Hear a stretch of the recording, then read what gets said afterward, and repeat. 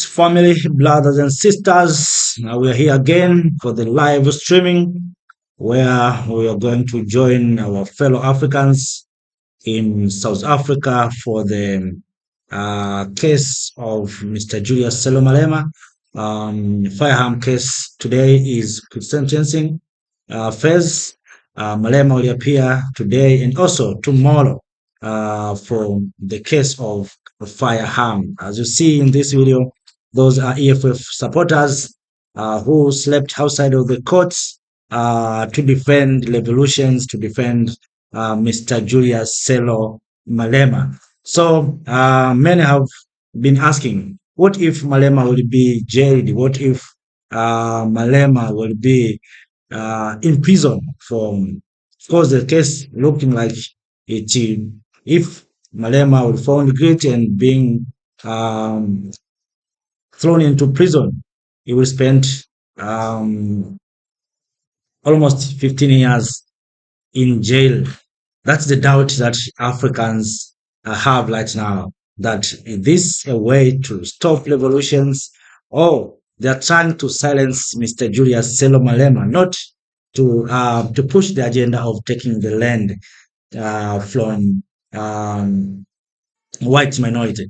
So family, join with me in this live streaming where, of course, we'll share a lot from South Africa, and also we try to do our best to make sure that we share the live coverage from what will happen there in East London Magistrate Court.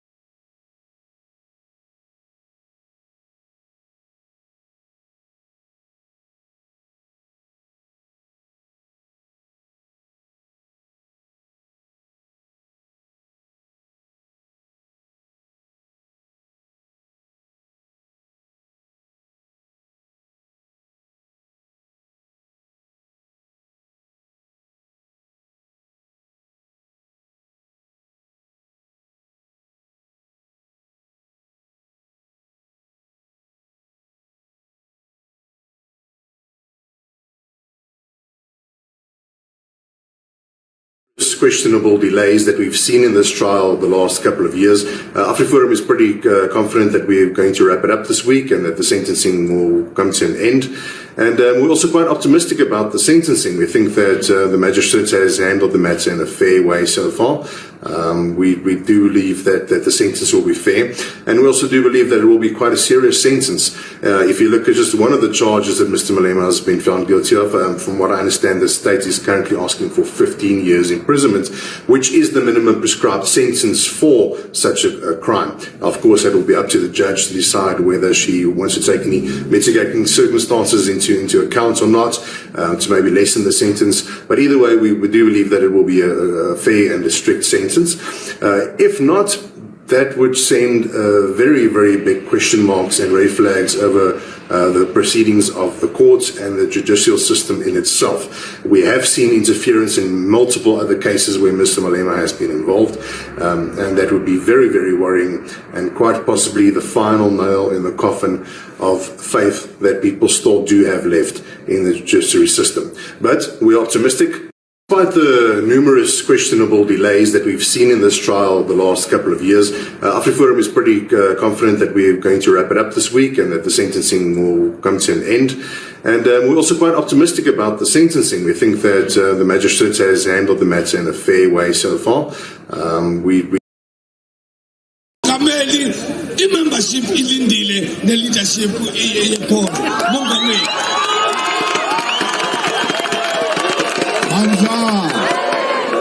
Mandla. Viva EFF, viva. Tata EFF, tata. Down with AfriForum, down. Down with DA, down. Down with Helen Zille, down. Mandla. Thank you very much, Deputy President and all officials of the EFF. We want to thank all the leaders of the EFF who are here and from different provinces. Thank you, the ground forces of the EFF, for... Yes, ladies and gentlemen, let us share the previous conversation, previous statements made by CIC Julius Selo Malema, the commander and the president, commander-in-chief and the president of Economic Freedom Fighters. Before we enter into this sentencing phase, let us hear the view of commander-in-chief Mr. Julius Selo Malema. There's a notion that white minority, of course, with Western power such as America, they are trying to do their best to jail this man, to make sure that they silence Julius Malema, not to demand the land. And that's why last year when President Cyril Ramaphosa went to White House in Washington, President Trump played some videos of Julius Malema and asked the President Ramaphosa, why you are not arresting this man? Trump asked Ramaphosa, why you didn't arrest this man? So it means there's a pressure that this man must be arrested. And the great fear to white minority in South Africa is that if this man will take power, if Malema will be a president of South Africa, all exploitations made by white minority with their friends and cousins in Europe and in America will come to an end. One of the biggest fear the white people have from Julius Malema is for this man bringing together black people. Malema has succeeded to become an influencer, a man who can be listened, a man who can bring together black people. So the biggest fear is if Malema will be a president, of course he can push the agenda of United Africa. Africa, despite with all these resources that we have, Africa will lack leadership. We lack someone who can take us into the right direction. We lack someone who can be listened and black people can follow him. Listen to you saw what happened in Burkina Faso when Traore brought together Africans in the diaspora and Africans in the continent. You know what happened to Traore? They came with human rights. They said more than 1,800 people have been killed in Burkina Faso. You know the reason why? They want to silence Traore. The same to Malema. For Traore, it is difficult because right now he's in power. What they can do maybe to assassinate him, and that's why they have tried to assassinate Traore more than 35 times. Attempts have been occurred. But for Malema, they know that they can use the court, they can use laws to jail or to silence Malema. The way they did to Mandela and previous leaders. Some leaders were assassinated, such as Stephen Bantu Biko.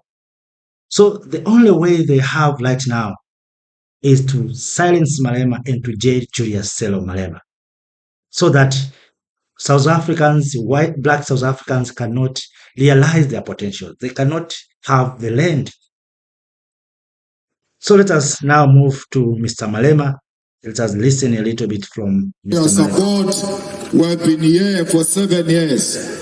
We are almost at the end because today She passed her verdict finding us guilty, but she released accused number 2, which is highly appreciated, because we know that from the beginning they've been looking for me. They were not looking for accused number 2. They were just playing games, and today they came out openly. As a revolutionary, going to prison or death is a badge of honor. We cannot be scared of prison. We cannot be scared to die for the revolution. So whatever they want to do, they must know we will never retreat from the ideas and the 7 cardinal pillars of the EFF. At the center of those is to expropriate land without compensation. So comrades, you must not be deterred. We live here highly determined. We are going to fight this up until the Constitutional Court. We are coming on the 23rd of January for sentencing, and after sentencing we will immediately put an appeal so that we can go to the higher court, because we think a judgment is faulty. The strategy has always been, you must try to charge Malema with everything. One day, maybe we'll find a racist judge who will find him guilty, whether he's guilty or not. Because they said accused number 2 gave me the firearm. Now they are releasing him, which means he didn't give me the firearm. Why are you not releasing me when you release a person you allege gave me the firearm? By releasing accused number 2, the whole case should have collapsed. But the racist was looking for me, and that's why they could not collapse the case for racist reason, to appease the AfriForum, to appease the Oval Office of Donald Trump, to appease all the white supremacists of South Africa who want to undermine the dignity and the struggle of black people. So fighters, we should not be discouraged. We should continue to fight, because this fight will not end today. We are going to the appeal, and we will go to the Supreme Court. We'll end up at the Constitutional Court. We are not fighting the case. We are fighting racism, pure racism that we have been subjected to for 7 years. Mediocrity of the highest order. A magistrate who can read her own notes. She writes down and can read what she has written down. But if it was an African female reading the same way she was reading, it will be a huge criticism out there. But because it's white and we accept white mediocrity, there is no outcry and criticism out there. We want to take this opportunity to thank our legal team. They fought a good fight.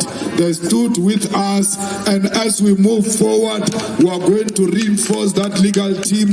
We'll bring Advocate Mugai Toby as we go into the appeal and strengthen our case, because it is now beyond all of us. We need to strengthen our team and confront the system, and you need lawyers who are not scared of the system. So fighters, let's go back home, build strong branches of the EFF. Let's prepare for local government election. You are not looking back. Buffalo City must belong to you. It will only belong to you if you work a strong branch and do not launch fake branches. We are building by brick until it becomes a strong house and take over the Buffalo City. When we leave here, we are going back to our branches. It's business as usual.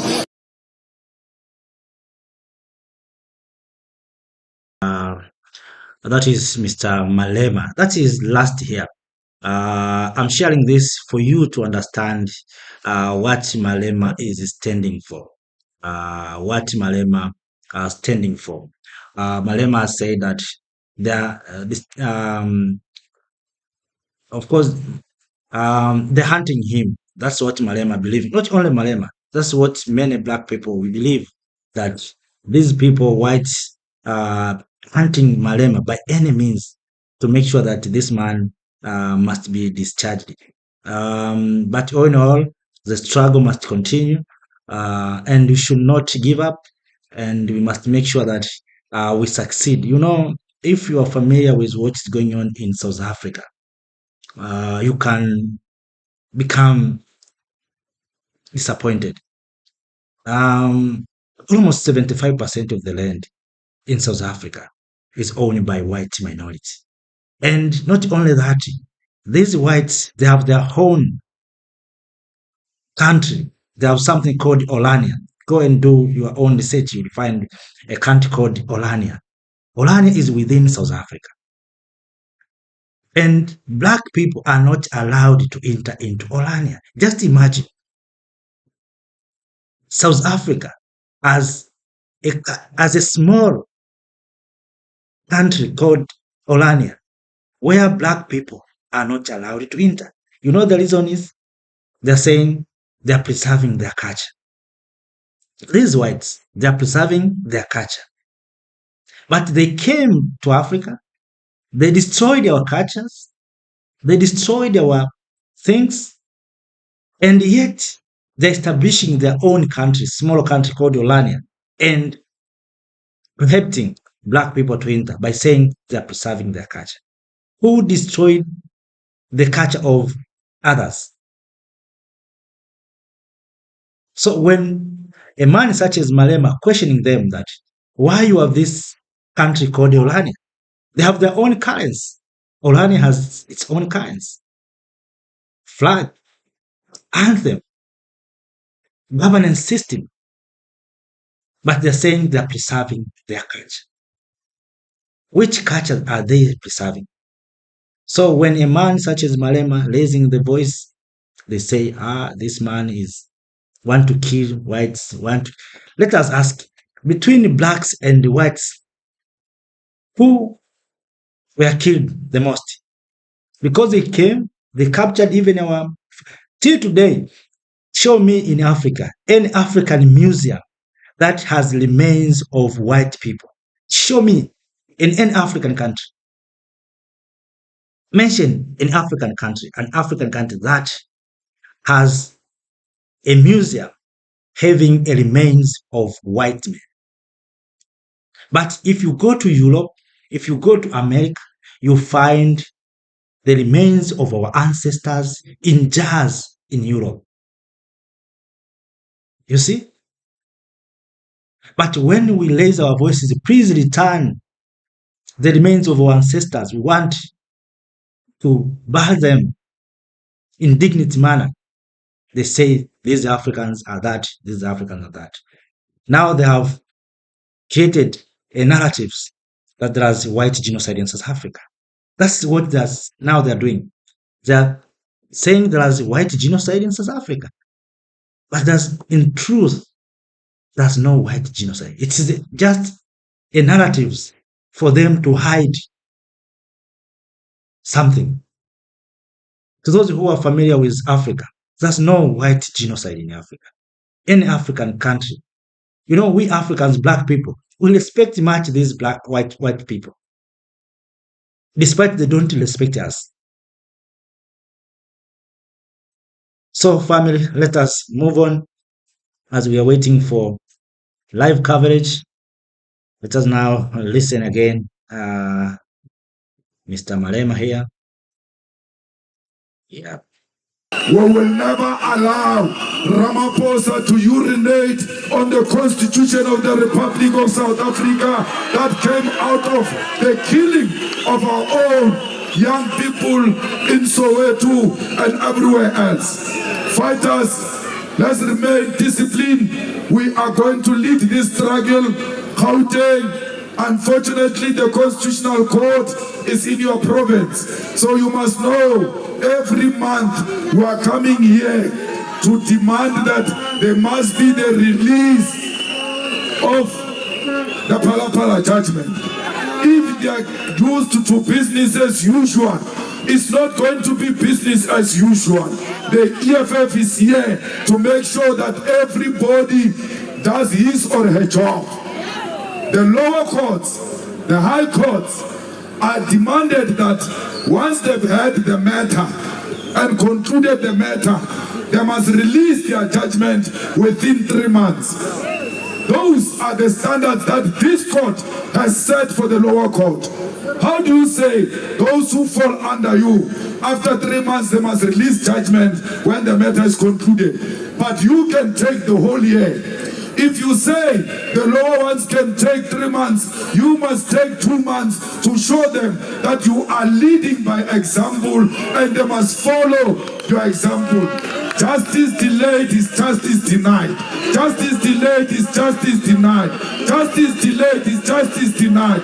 Justice delayed is justice denied. Justice delayed is justice denied. Justice delayed is justice denied. Justice delayed is justice denied. Amanda! Amanda! So in your fast, so in your fast. In your fast, so in your fast. In your fast.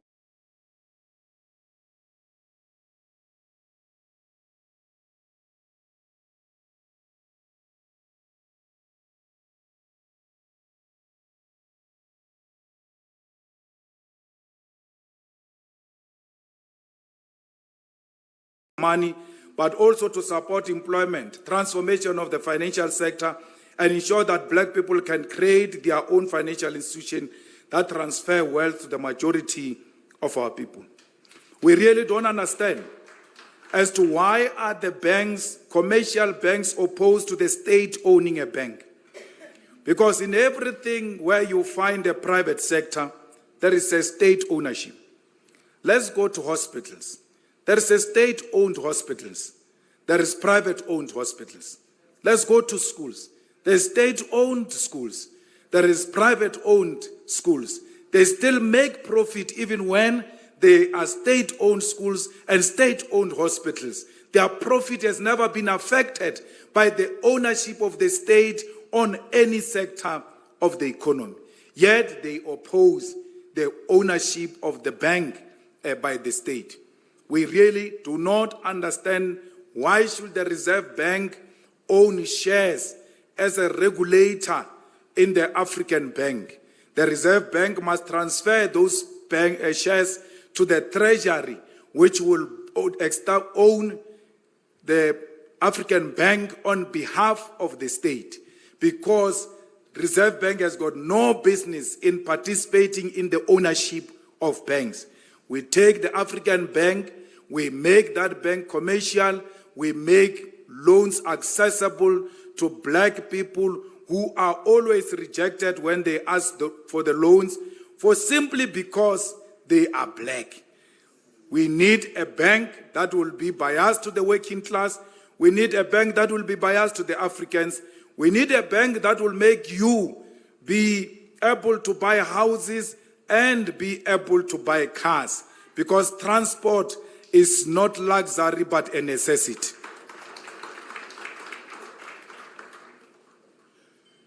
Fighters consider the cardinal pillar on building state and government capacity that will lead to the abolishment of tenders, for example. The business stands to benefit. We don't want businesses that are bloody suckers from government. We need businesses that are innovative. Why should there be a tender to buy toilet papers? These people who work in government do not know where toilet papers are sold. We need to build a state capacity to go and buy toilet papers.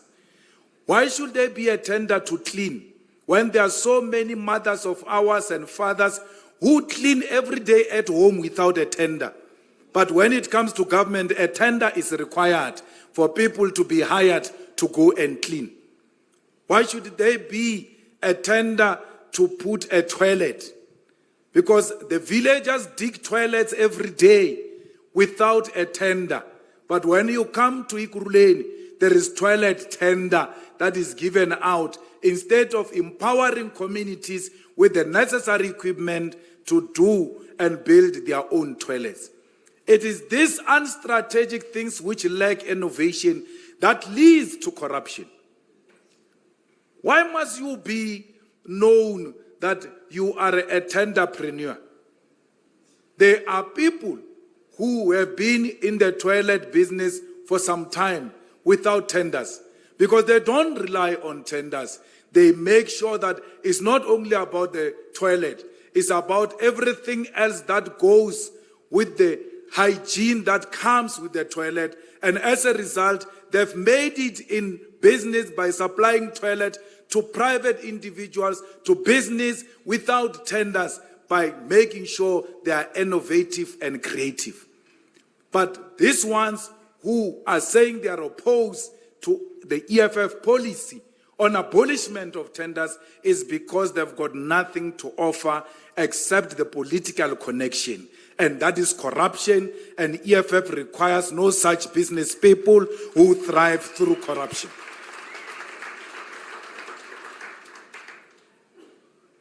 Our goal is to transition from a nation that exports raw material and imports finished goods to one that exports manufactured goods and services.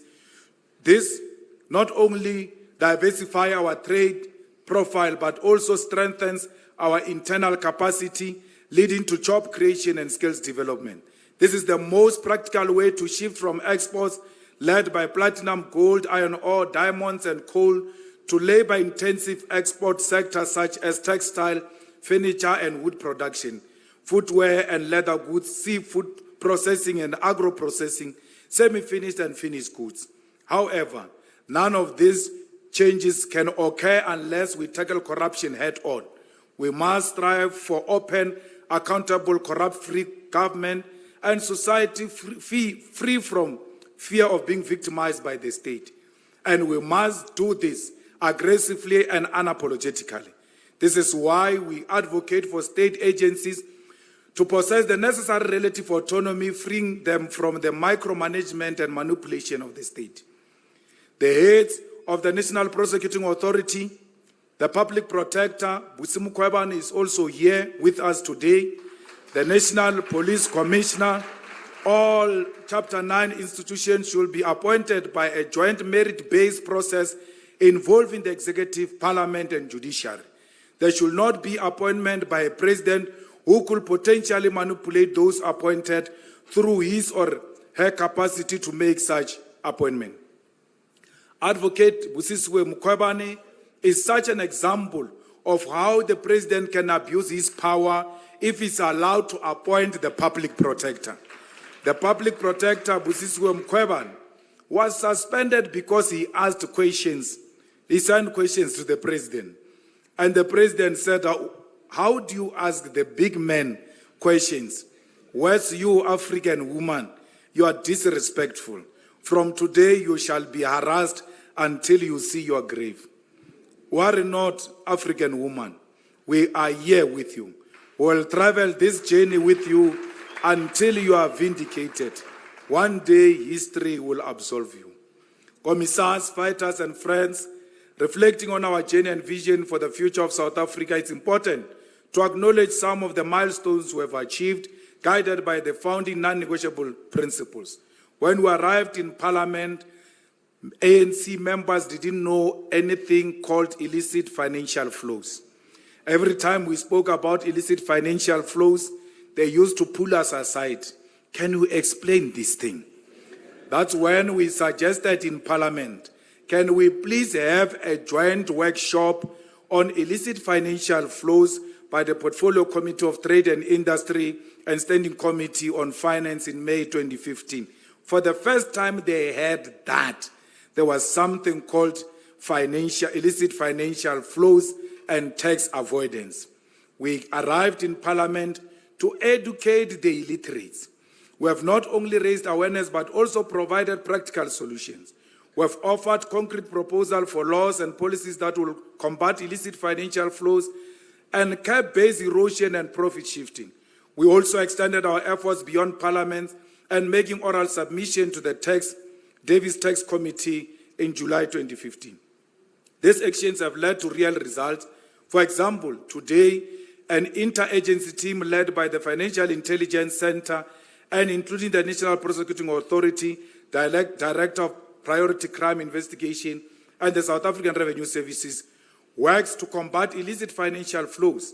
This collective effort was born out of our assertion that without cooperation between state institutions, these illicit flows will persist unchecked. We called it a cross-agency task team, a multidisciplinary team, and they call it inter-agency team, but it's the same concept we introduced when we arrived in Parliament. These are the people who say we are owned and controlled by Mazoti that they accuse of engaging in illicit financial cigarettes and all of that.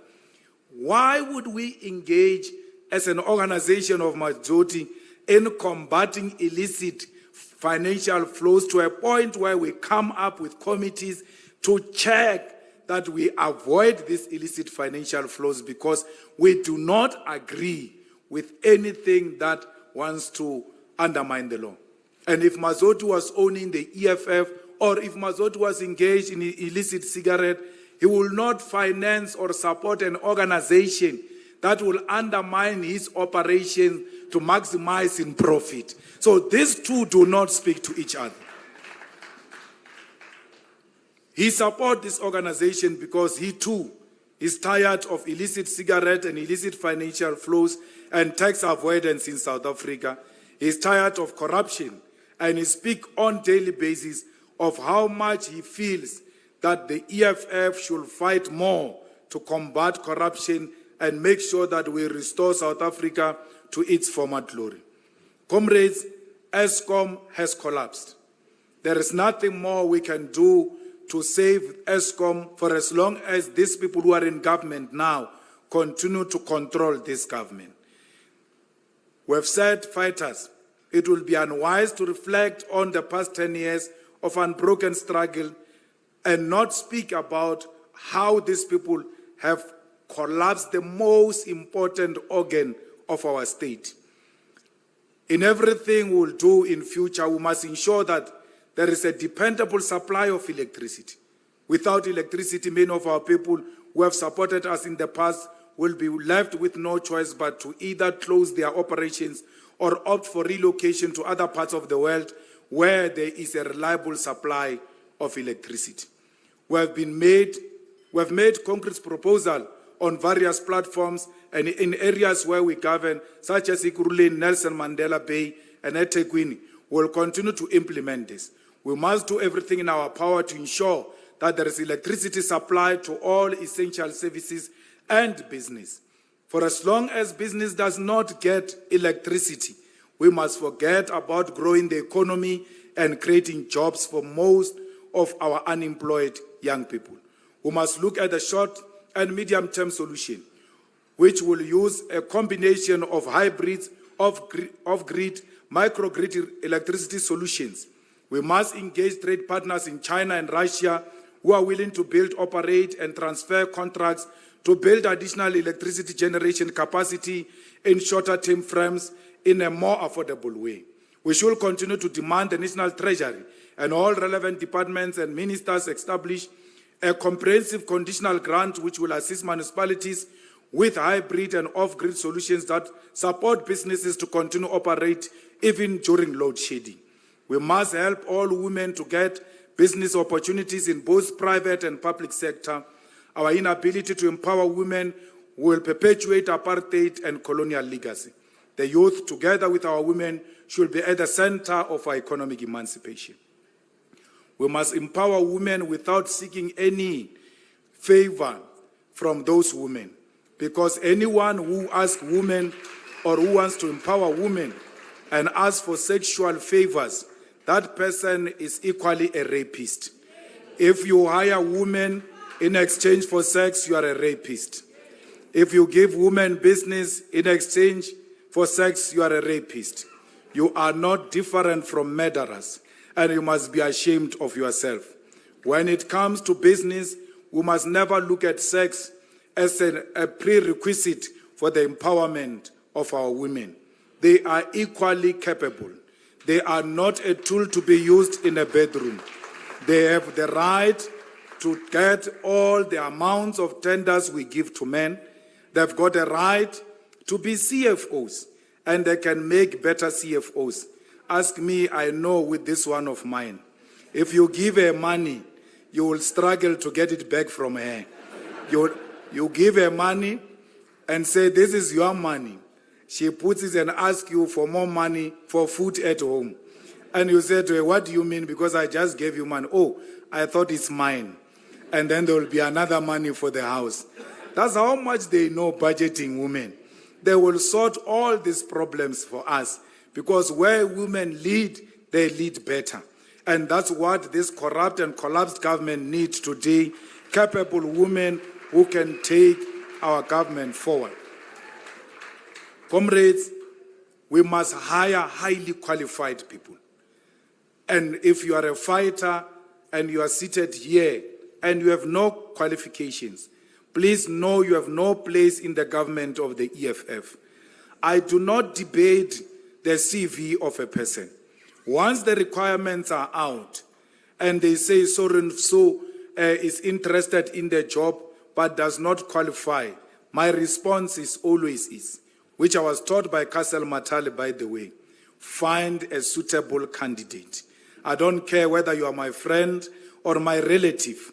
I will never hire you if you don't have the necessary qualification, because that is tantamount to killing our people. Today, we have a problem of sewer. We have a problem of potholes. We have a problem of the inability to deliver the most basic service delivery, because we did not hire people with qualifications. We hired who could shout the loudest slogan.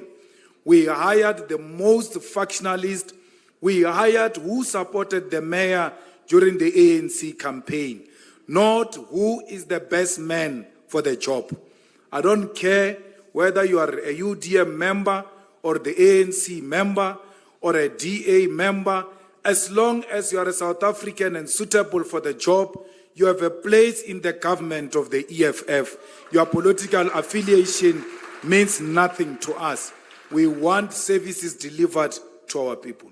Fighters, service delivery must be at the center of everything we do. Service to our people should be at the center of everything we do, especially services to our black people. Big companies should, through procurement policy, be excluded from tenders like cleaning and supply.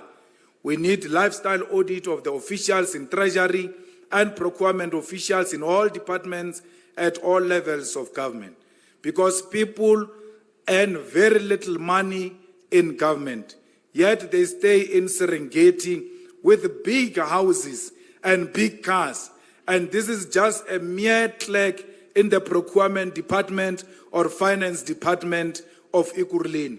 You ask yourself, how does this person afford to get all of this? It is because they say to business people, before I pay your invoice, you have to give me 10% of your invoice. Then I will process your invoice. All of these thugs must be arrested and locked up, because they are the ones who have collapsed many businesses in Ekurhuleni, in Johannesburg, in Tshwane, and everywhere else.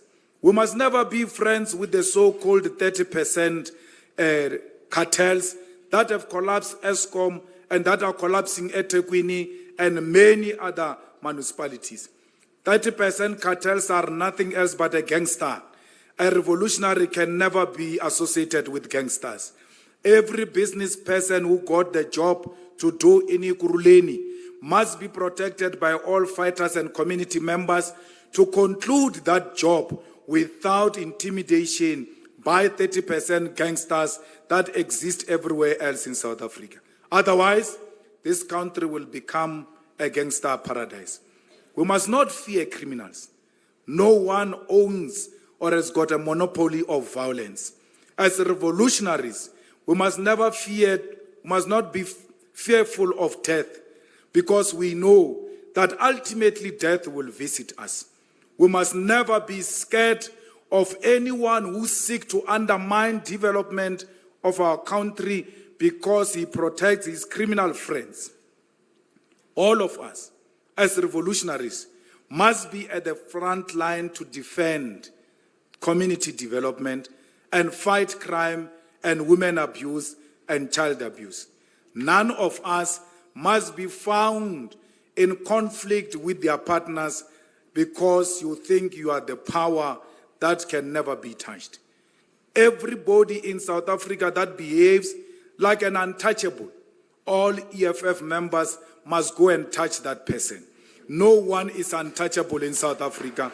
No one, including the children of the drug lords who go around bullying people in their clubs, who go around bullying people in their businesses because their fathers are known for being drug lords. We are not scared of you and your father, and we are not scared of you and your gangsters. This is a free country that all of us must trade for free without fearing anyone.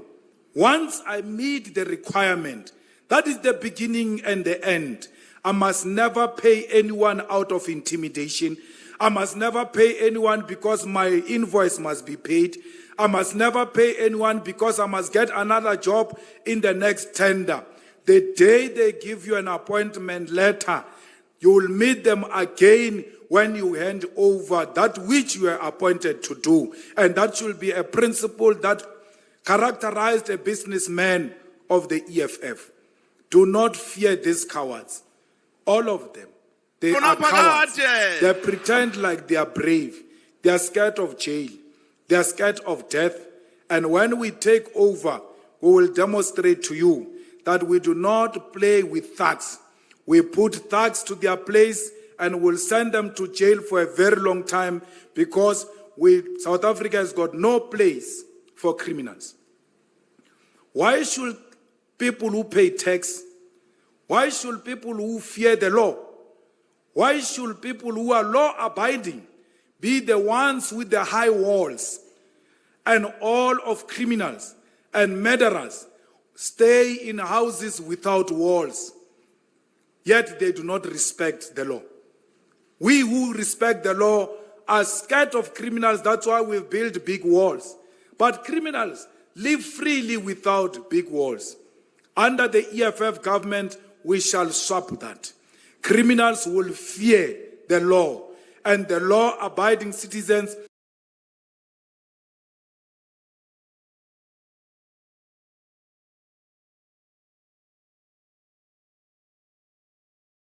chairpersons and secretaries of provinces who are here today, members of the Central Command team, and leaders of provinces who are with us here, and the sub-regional leadership that is here today, and the ground forces of the revolutionary movement of the economic emancipation in our lifetime.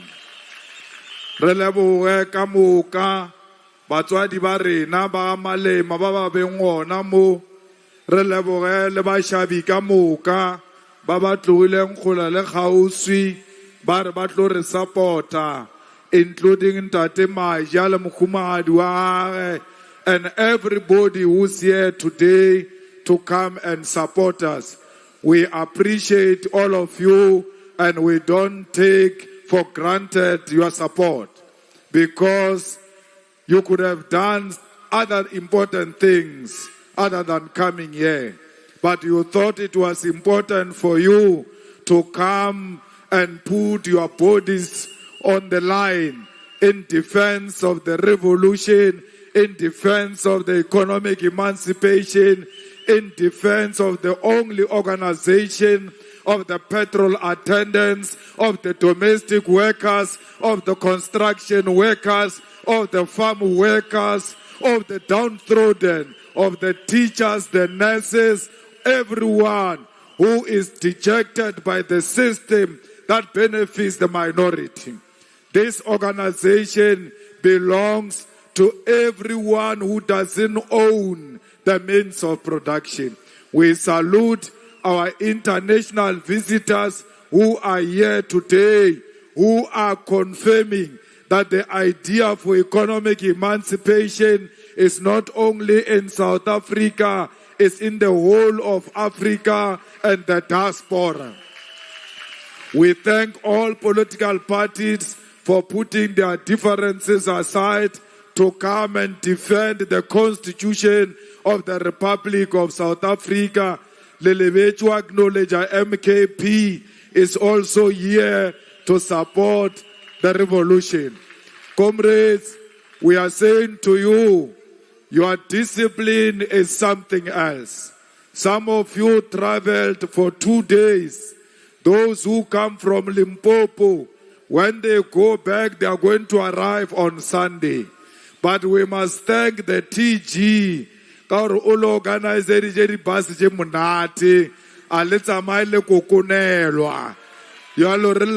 TG and all leaders who made a contribution to make sure that you travel safe. We want to appeal to the bus drivers. If you feel tired, park on the side and sleep. You must not insist on driving a bus because you are going to kill the future of South Africa. One EFF member who dies, you must know 100 people lose hope because that fighter passed away. So do not destroy the hopes of the masses of our people. We send our condolences to those children who died in Gauteng in an accident that could have been avoided. We say to the taxi drivers, we need to change our behavior because you are carrying the future of South Africa.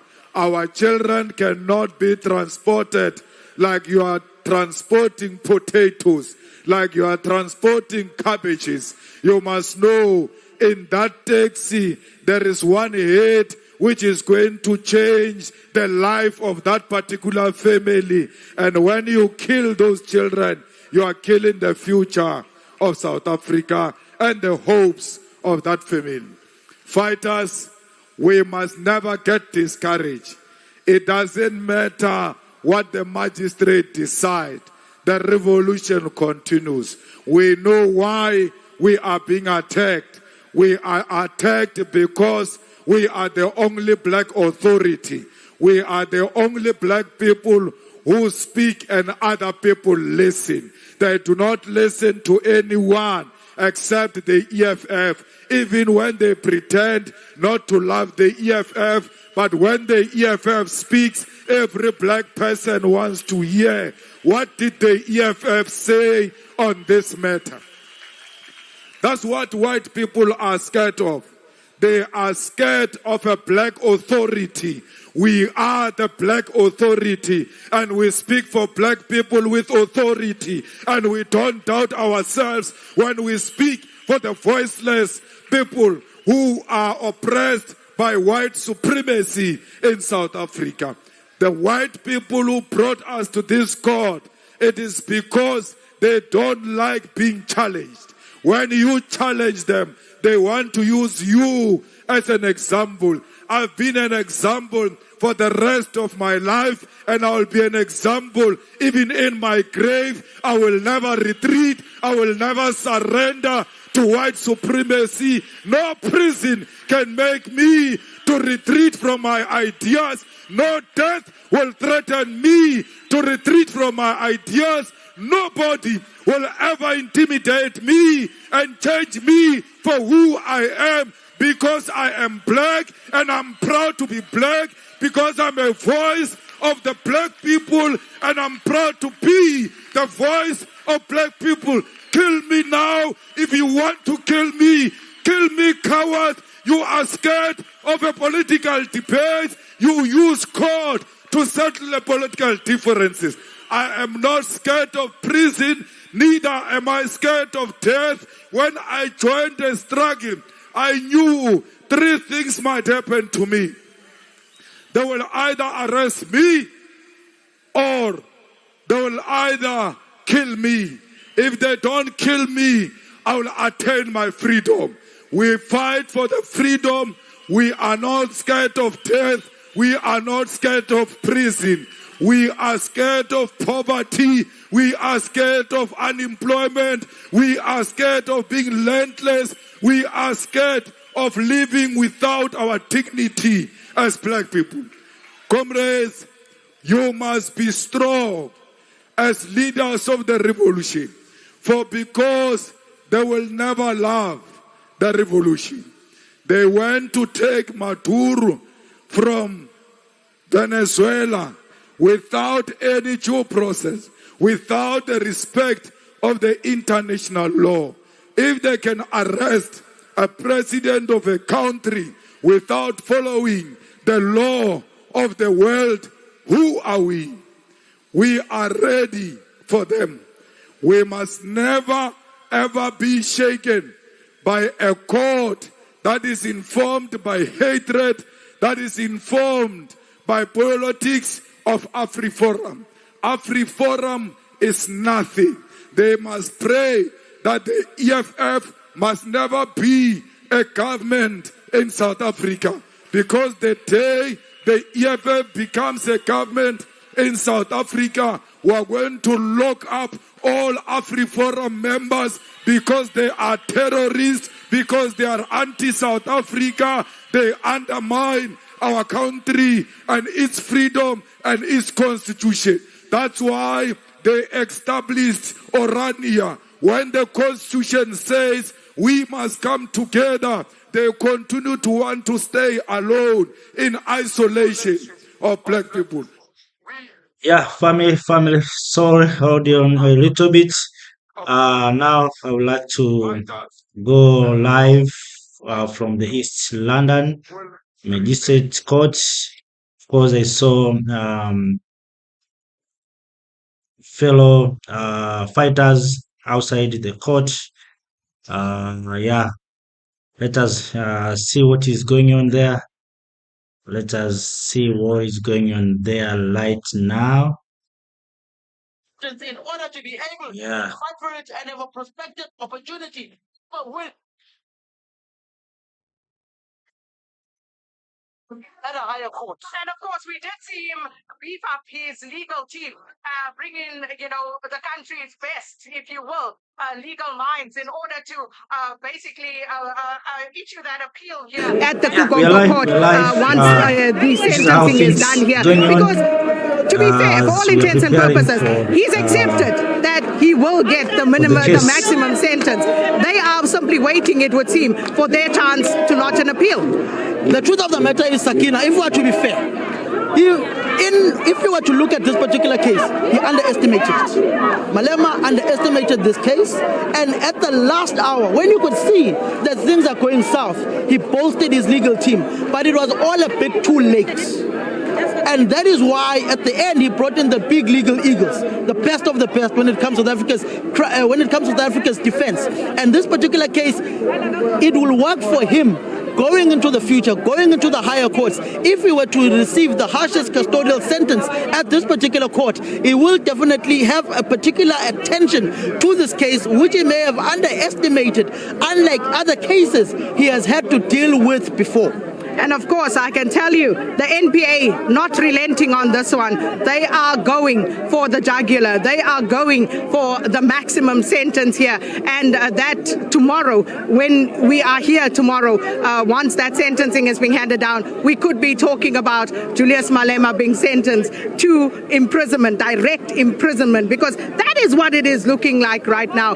All the people that I've spoken to who may have some sort of insight into this matter are leaning towards that sort of direction. And of course, we will wait because it's today and of course tomorrow. So we will continue hearing arguments today. And basically, the NPA has indicated that they will be, of course, putting their case forward in terms of aggravation of circumstances for the sentencing. And then, of course, by tomorrow, the judge, or should I say the magistrate, Juanette Willefeer, she will hand down her verdict in terms of the sentencing of Julius Malema, who was found guilty in October last year. And this, of course, is the scenes currently here from the Kugongo Magistrates Court. And as you can see there at the entrance, we did indicate to you earlier, heavy police presence, a huge deployment of South African police services, and to try and keep these people, as you can see, so many people trying to get into the court, but I can tell you that the court is full, even in terms of the media and who's been allowed in. There is limited space, and there you have the announcement where people are being told to please try and make their way away from this entrance because there is no more space in the court. It is full, and this is where we are at now. So proceedings will now shift from outside to the inside of the East London or Kugompo Magistrates Court, and this is of course where we will continue to hear what said by the state in order to try and achieve that maximum sentence that they want for Julius Malema in terms of the charges, which they view in a very serious light. And they, of course, will be making their case in terms of aggravation today. So for now, I think we're going to hand it back to you in studio as we catch our breath and try to position ourselves, vehicles still moving about. But of course, the proceedings now move. One of the things that I hope will be checked and has been improved upon today will be the acoustics inside court, or at least, that we can get a better set. Yes, that is a situation outside of the courts. That is a situation outside of the court. So we are waiting and positioning ourselves lightly so that we can bring you live coverage from the court. So family, don't be disappointed.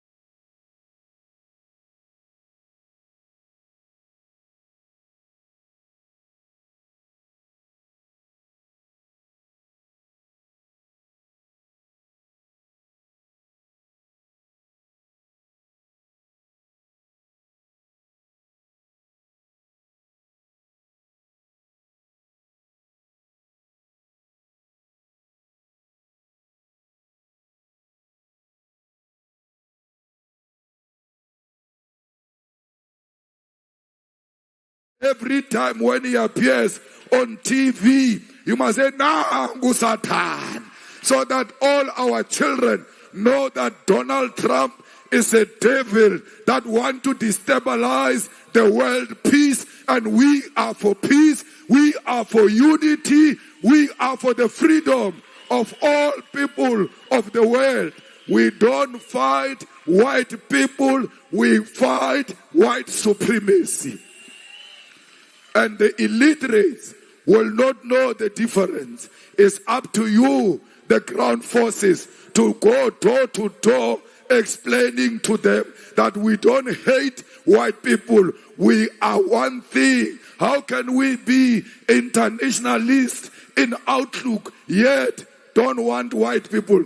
Internationalism is constituted by all different kinds of people, including white people. How can a Marxist organization hate white people and love Karl Marx? Because Karl Marx was white, Lenin was white. So why do you subscribe to the philosophy of the people who are white and they say you hate white people?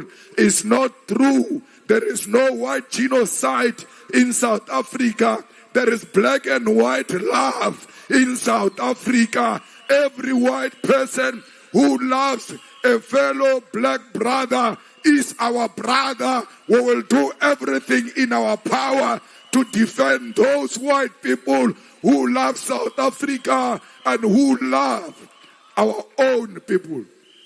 But if you come with a tendency of AfriForum, we'll make sure that you don't enjoy the peace we enjoy. Fighters, I want to thank all of you for your discipline. I want to thank your leaders for your discipline. When you live here, you repeat exactly what you did when you were coming here. We are coming back on the 15th and 16th of April because today we were having our own witness she took the whole day. And by the way, it was a white woman, an Afrikaner, who was invited by the EFF to come and talk about how beautiful is Julius Malema. So when you say we hate white people, Julius Malema was being described by a white Afrikaner woman in court. Ario is so sweet. Hey. But what's the problem? He's a bull. He says, He's not a bull. If he doesn't agree, he comes across as being very pushy. And you can misunderstand him. But otherwise, he's very good.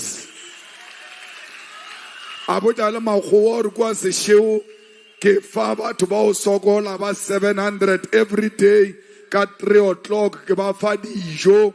It's more than a year now. This racist are, so why do you tell me about that? How does that have to do with anything? Because a tsebe tshokolo o letse nageng ya utswiwa le papara mo fa dikgomo tsa utswiwa tsa utswetswa black people. That's why we'll never understand the importance of the soup kitchen. That's what racism does. Racism, when it shows its ugly face, it never knocks a door and say, hello, I'm here, I am racist. You must listen to the connotation of the utterances of a white person to know if this white person is racist or not. Once you say, what is soup kitchen? What does that have to do with anything? You can hear that she's offended that 700 people. Of April 2026, presiding officer Mrs. Steve Olivier, public prosecutor for the J. Caesar, defense the L. Holders SC, and the team who got SC, the characters Mr. Fulgecha, the clerks Mr. Hayes. The wish of this matter is set down today for sentencing proceedings, confirm that the counsel for accused number 1 have actually had and in there against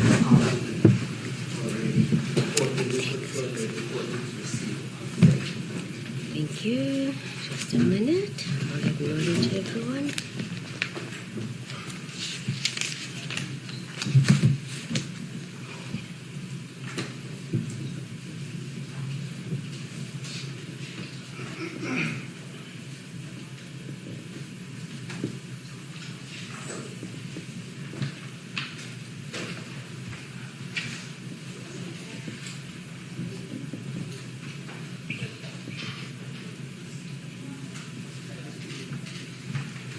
Thank you, Advocate Holders.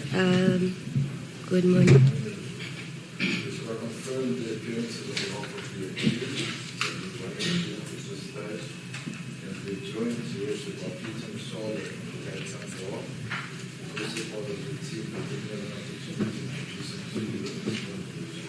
Oh, I saw there, I thought there's an extra manpower. Oh, that's right. Okay. Thank you. So for now, is it only yourself I'm acknowledging or the whole defense team? Okay, I know Advocate Holders, Advocate Nkukai Tobi, Mr. Levitt, Mr. Mkwanazi, the Mvumbi. Kolani Mvumbi.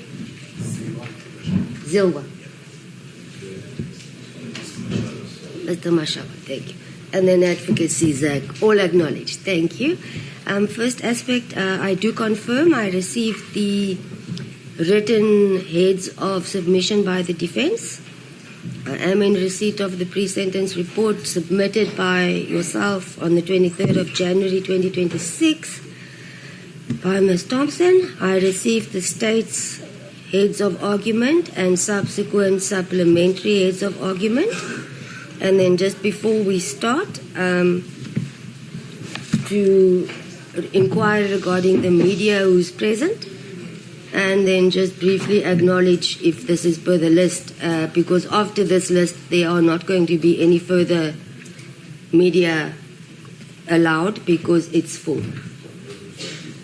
State and defense in agreement with that, unless some vacate and others enter. Okay, so Kumkani FM. Okay. The Voice Lounge Radio. EFF Communications. Okay, you're present, okay. News 24. Okay, not. All right, thank you. Then SABC News. President. Izolezwe, Daily Dispatch, Umpuma Kapa TV, Reuters Africa, okay, Thomson Reuters,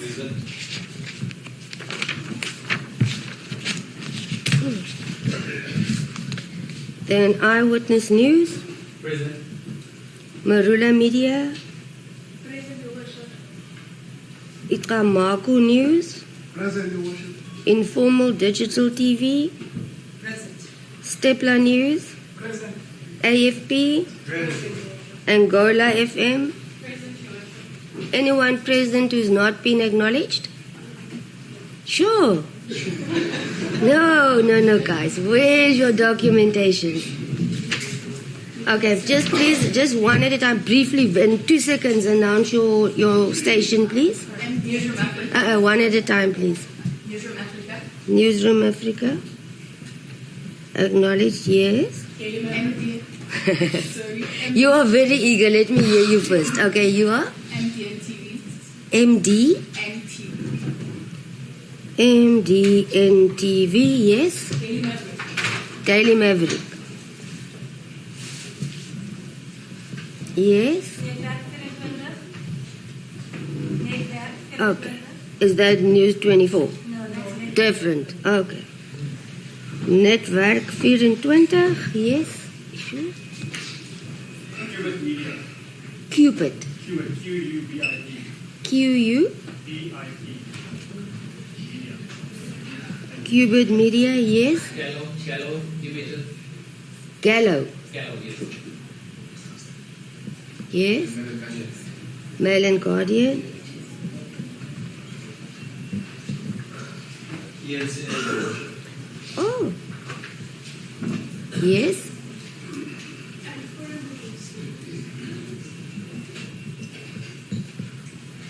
Everyone. Okay, that's it then. Thank you.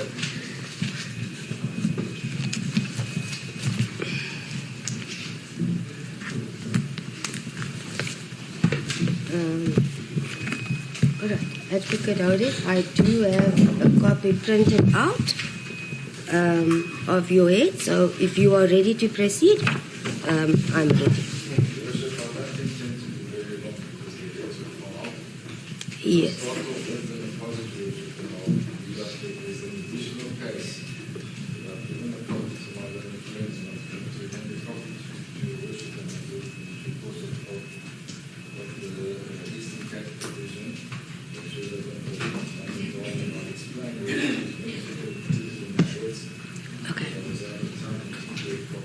No, Advocate Otis, I just want to make sure, is there a microphone in front of you? If you can just, no, oh, if you can just, okay. Thank you. I just want to establish one aspect. Although we filed the heads, are you not of the view that at least our record should reflect what is contained? Because if we get to transcription, this is obviously not going to form part of the formal record. So if it takes time, it's fine, but it won't be on the record if it's not. My intention to deal with the heads of myself and my lawyer. It makes no sense for me to stand there, read my heads, and he reads his heads. So I'm going to anticipate his heads and then give him a chance to then deal with my submissions. Oh, okay. I now follow you. In fact, Your Worship, my intention is to go as to what happened on the last occasion, what the arrangements were, what's then transpired, followed by the heads, a few submissions, and conclusions. I won't be long with Your Worship. I do believe that we can even finish this morning on the submissions. Not a problem. Thank you. Your Worship will by now have a copy of the transcript of the previous occasion. So just to put everything into context, Ms. Thompson testified on the 23rd of January 2026. But after this matter was postponed to today, and possibly tomorrow. And what happened in that regard, Your Worship, is quite clear, is that I asked the court to inquire from the state, this is page 172, whether they had in fact closed their case, and they said the state has not formally closed their case, and we're waiting to hear. Thereafter, they formally closed their case, Your Worship, and said that they're not calling any evidence in aggravation of sentence. That's from page 172. What then happened, Your Worship, was there was an agreement that we file our heads of argument by the end of March. On the 31st of March, it will give Your Worship 2 weeks to go through the heads of argument and be ready for today. We now know that we filed on the 31st of March, Worship, that absent this case that I intended to include in the heads of argument. Thereafter, the state only filed on the 1st of April, and I was told that they wanted to see our heads before. Thereafter, Your Worship, the state filed supplementary heads last week, Thursday.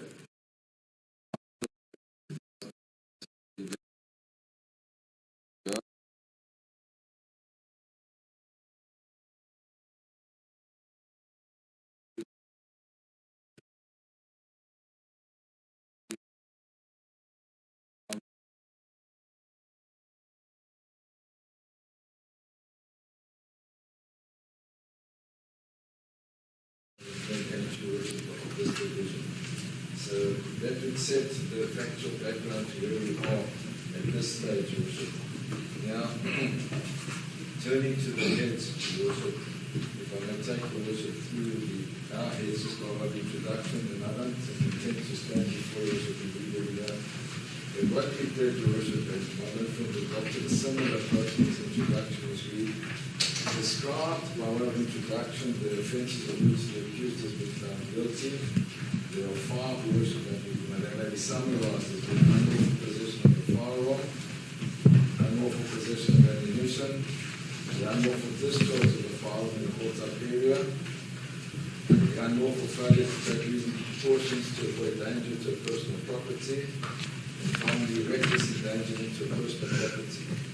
So those were the 5 charges, Worship, on which the accused was found guilty. And then what we highlighted and emphasized throughout the His Worship is that all 5 charges relate to a single incident, being the 5th Economic Freedom Party celebration that occurred on 28th July 2018 at the Sisiti Kasi Stadium in Tanzania within the jurisdiction of this Honourable Court. And what we say, Your Worship, and it's highlighted further throughout the argument, is that all 5 charges were committed in a very short time span of less than 1 minute. And then we then also, and we had agreed on this previous, Your Worship, that there was no indication that any minimum sentence legislation applied in this case because the accused had not been warned accordingly. And I do believe that there is common cause on that, so there's no need to go into the case of dealing with that particular aspect. And then we went through the report of Ms. Jessie Thompson, Worship, who was called to contribute evidence in mitigation of sentence. And she highlighted his personal circumstances, and particularly that he was a 45-year-old first offender, having never been convicted of any offence. And we say equally significant is the fact that despite the lapse of 8 years since the commission of these offences, the accused has not been convicted of any other offences. So he's 45 at the moment, was 37 at the time of the commission of the offences, and he led a blameless life. In the interim, there have been no intervening incidents or anything that would aggravate the circumstances of this honourable. We then summarised Ms. Thompson's report, Your Worship, and who she had interviewed and what information she utilised, and that she sought to follow the Zim triad and all the relevant considerations. And she had regard to his personal circumstances. And we say even that in relation to this in paragraph 13 of the Your Worship, the principle of remorse is found that the accused continues to assert his innocence. Nevertheless, she was of the view that the accused regrets the incident and the consequent result that people may perceive it as encouragement to handle firearms recklessly, which was not his intent. In that regard, Your Worship will know, and we received as I recorded, Your Worship, the transcript of Your Worship, this also in questions of clarification, and made it clear, Your Worship, on the record, and I can give the reference to Your Worship, that people are entitled to plead not guilty, that is their right, Your Worship, to put that to Ms. Thompson as a clarifying question, and she had agreed in that regard, Your Worship, that that would be the case that one may be entitled to plead not guilty. That's at page 162 of the record, where the Worship clarifies that. So that aspect was fully dealt with and canvassed by Ms. Thompson, and she said that she was of the view that the accused regrets the incident and the consequent result that people may perceive it as encouragement to handle firearms recklessly, which was not his intent. We then explained how she dealt detailed the criminal behaviour and current offences, and that there was no case of pending against him, and she had regard to the prevailing circumstances at the time of the commission of the current offences and the seriousness. And in paragraph 15, we say in regard to the seriousness of the offences, she had submitted that it was necessary to evaluate both the level of actual and potential harm caused by the acts in question, as well as the degree of culpability attributable to the offender.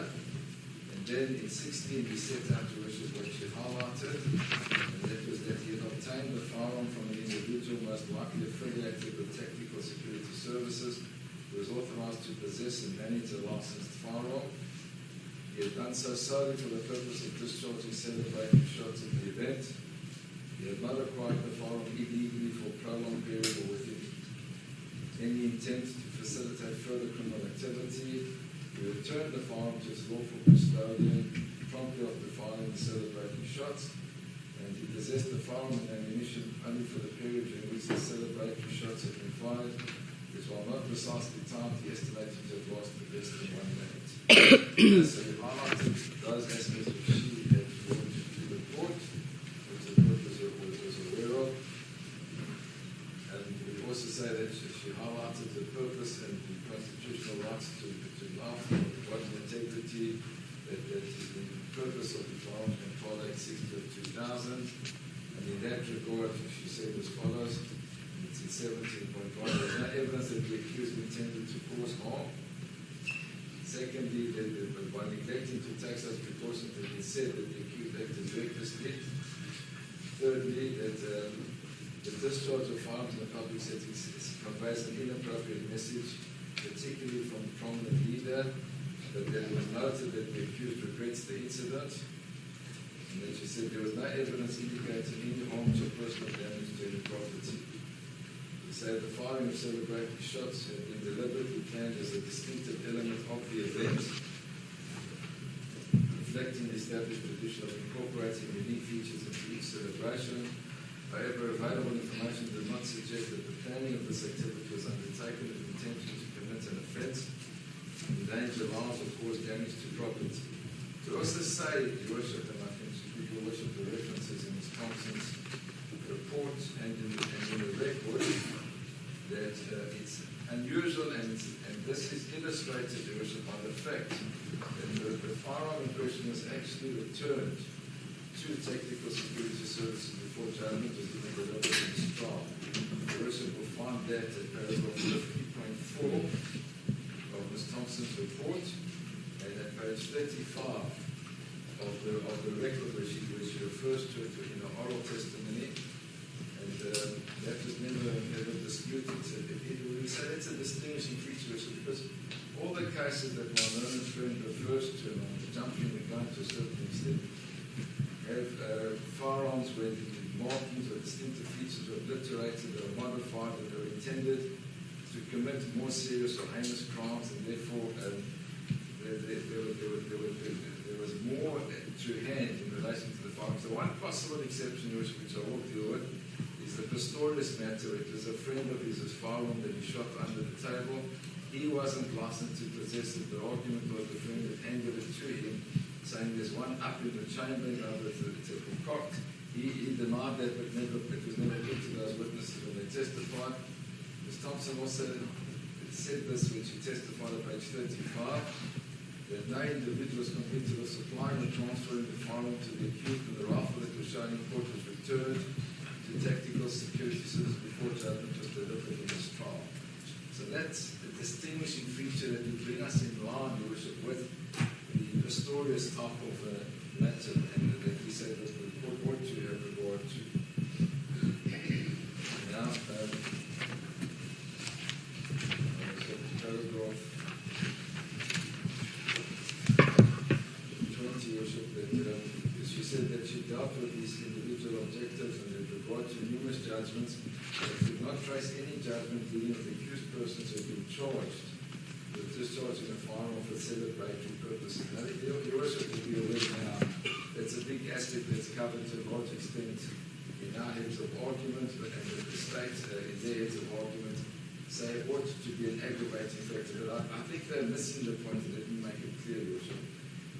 They say the fact that one cannot find any cases dealing with it doesn't have any significance. But the point is, Your Worship, if one has regard, and I've even asked the court to take judicial cognizance of this, when you watch the funerals of prominent leaders and other people in the community, very often there's firearm shooting because people aren't charged.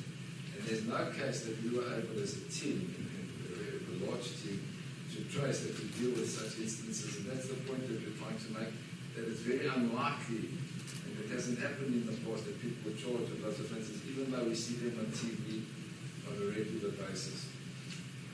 Then Ms. Thompson recommended, as do we, that all 5 charges arose from a single incident, and the accused had not loaded the firearm. The charges should thus be considered collectively for sentencing purposes. Now, was taken together. She then proposed a monetary fine, that the accused be restricted from obtaining a firearm license for a particular period, and a monetary donation. In the heads, Your Worship, in paragraph 22, we deal with the cross-examination. In that was put to her, and it's now on the strength of the listed decisions from the judgment, that to impose a monetary fine would convey the message the accused who pays way out of jail. But her response to that was that jail is not necessarily the correct way to go. So we say, Your Worship, is that even though the states take exception to the possible imposition of a monetary fine, we say that this is still constitutionally recognized as a possible offence and ought to be taken into account.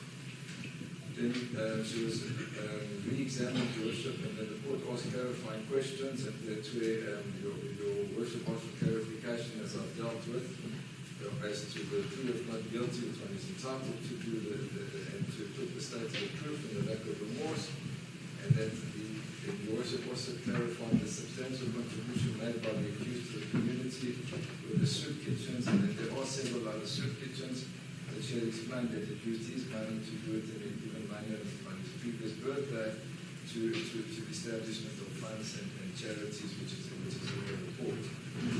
Then we say in paragraph 24 that Ms. Thompson was of the view that there was no risk of the accused recommitting such an offence again, based upon the passage of time since the commission of these offences, and in not having done so in the interim, which is something that I've already alluded to. But then, and I think it's important that I clarify this because there seems to be some confusion in the heads of the state in this regard. We refer to general principles of the Constitutional Court concerning sentencing. In particular, we dealt with statements of Makmanyani when the death sentence was abolished, and we highlighted paragraph 222, which is something that the state and the supplementary heads also highlighted at the very same point. And the point that I wish to highlight there, which I'm not going to quote it extensively, is that the state not only preaches respect for the law and the killing must stop, but it demonstrates in the best way possible, by example, society's own regard for human life and dignity by refusing to destroy that of the criminal. So all our sentences are blended with a measure of mercy, going back to the Rabi decisions, etc., etc. We then also on this principle refer to the Constitutional Court decision of the EFF versus the Speaker, National Assembly. And we say, and this is the quote from paragraph 235, and ironically they also refer to this in their heads, Your Worship, in the middle of 235. It is after all the embodiment of the legendary Lady Justice, and dispenser of justice who is blind and deaf to images of any reports on the good reputation or the variety of personalities before her, and never misses any legitimate and relevant legal or factual points for or against any litigant. And then this court is required to always display a critical boldness to go against overwhelmingly popular and forceful opinion. And then we also deal with the Constitutional Court decision, finally, Your Worship, of Senwedi, paragraph 27, 2022 decision. It says, our court must defend and uphold the Constitution and the rights of transgenders. One of the most important rights from a historical perspective is unquestionably the deprivation of an individual's liberty. The court said in February that conceptually, individual freedom is a core right, the panoply of human rights. Yet what they presume replacing them capriciously deprive people of their freedom and the illegitimate legislation that paid no respect to the rights to freedom and security of the person. We are therefore constrained to jealously guard the liberty of a person under our Constitution, particularly in terms of Section 12 of the Bill of Rights. So those were the cases that we cited, on general principles relating to sentencing. We then turned our attention, Worship, in our heads to sentencing concerning firearms. And we had regard to the article that Malema Firearm provided to us of Joy, relating to a note on sentencing practice in defense of the unlawful possession of semi-automatic firearms, and that what they had utilized the support that there should be a period of incarceration. And we quote from the report, Your Worship, we say, just quoting the second paragraph here, from the investigation it's evident that courts are more likely to impose the minimum sentence in cases where the accused is also convicted of other serious offences, such as murder and robbery. In such cases, little attention is given to the firearm-related offences, as the courts are more concerned with the cumulative effect of the sentences imposed on different counts. We also then refer to the decision of ASMA. It's on the next page. We also say from the Supreme Court of Appeals judgment in ASMA, it appears that the circumstances under which the unlawful possession occurred and the purpose for which the semi-automatic firearm was possessed will play a pivotal role in determining whether substantial compelling circumstances justifying the imposition of a lesser sentence exists. There's reference to Gulty and the gradation, which is also referred to Mayorhead. And there's a quote that the grading of the offence will typically be informed by the risk of harmfulness and the culpability of the offender. We then make the bold submission that I've already made to your worship that the minimum sentence regime does not apply in this instance, and that's in paragraph 29. We also refer to State v. Malikani, which is stated as a reference, and we quote from that decision. We say what is notable from these cases is that imprisonment is not always the norm. And then we say as follows, that returning to paragraph 33 now, in case law we said that sub 1, the circumstances of the possession are a central factor. If the context of the possession is part of an overall commission of violent crime, the court will generally incline towards a harsh sentence in keeping with the objects of the legislation. That's logical, Your Worship, and speaks for itself. If the firearm is used to commit a murder or to commit a robbery that's far more serious than the firearm that isn't used to commit another serious offence, which is what we submit the case here. Secondly, the purpose behind the possession is also another factor that emerges from some of the cases.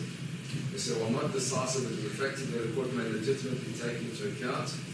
Indeed, there is a vast difference between an accused who has been asked to temporarily keep a firearm while the owner goes shopping and the person who places a firearm in the boot is trying to hide it from the police.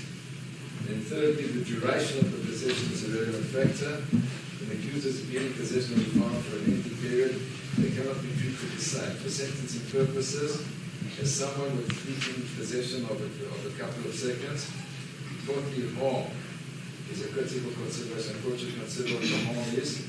They accept that possession is in itself a harmful thing, but there are degrees of harm caused by possession, so the court would need to satisfy itself about the harm it seeks to punish. Possession in celebratory context for a few seconds should be considered differently. And that's our submission. And then from the cases, Your Worship will also note from whom and in what circumstances the accused received the firearm also by court. We then quote the Delport decision of Brindswater to the gradation, which turned on the circumstances in relatively innocuous possession.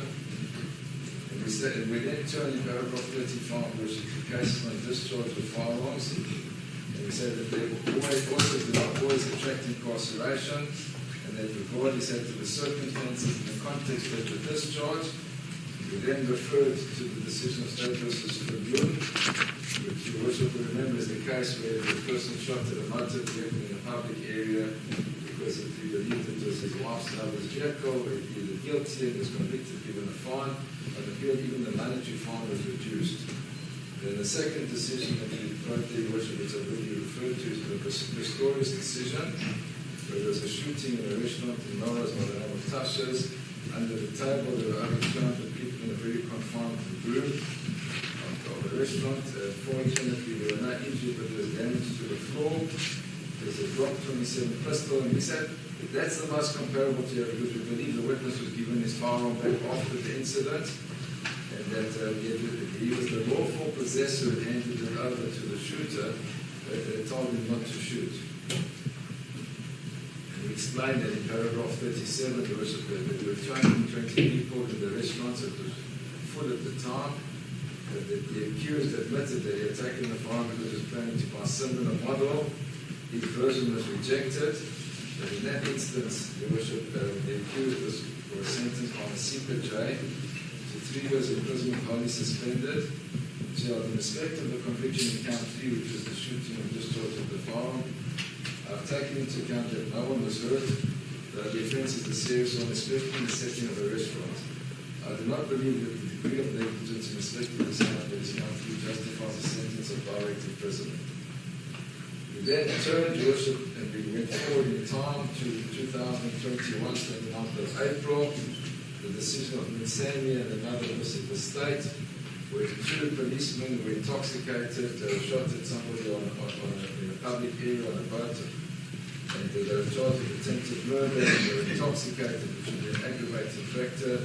They pleaded not guilty, the versions were not accepted, and they received on appeal for a sentence of 7 years a mandatory fine from the Scape J of 12,000 rand and 2 years imprisonment, which was highly suspended.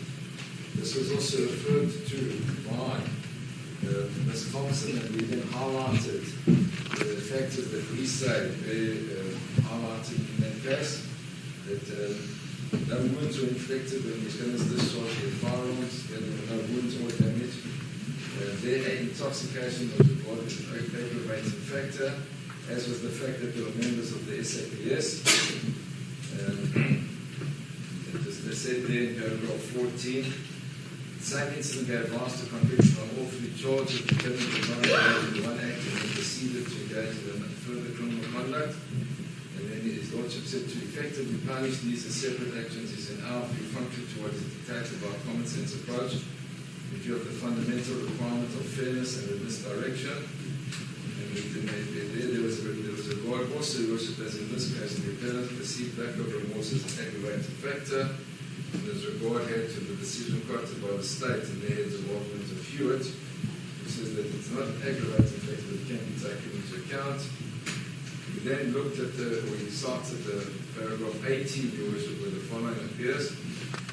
The question is whether direct imprisonment is the only sentence that would, one, take account of the interests of the victim by acknowledging the harm done to him, two, inflict punishment on the offenders, so that the scales of justice are balanced, retribution, three, cause the offenders to reconsider their way and not commit similar acts in future, in brackets, deterrence, cause other people in society from refraining to commit similar crimes because they witness the offender's punishment if they're suffering a similar fate, that's deterrence. Thirdly, contribute to the improvement of the offender and thus assist both offenders and the society, and in bracket rehabilitation. But you'll see there the definition in 19, Your Worship, in the minutes. This occurred in a moment of madness that they referred to. And the defendants don't seem to grasp the seriousness of their conduct. There's no evidence of any premeditated actions. There's then a quote from State vs. Ravi, 1975 decision. It says punishment should fit the criminal as well as the crime defect to society be blended in the measure of mercy according to the circumstances. Then we have set out paragraph 20. I'll just quote certain aspects of it. The fourth line, the goal of rehabilitation is to address the underlying factors that led to criminal behavior and by so doing reducing the likelihood of reoffending. However, this objective is generally not met by imprisonment. On the contrary, evidence shows that prisons rarely rehabilitate individuals but tend to further criminalize individuals, leading to reoffending in a cycle of release and imprisonment, which does nothing to reduce overcrowding prisons or build safer communities.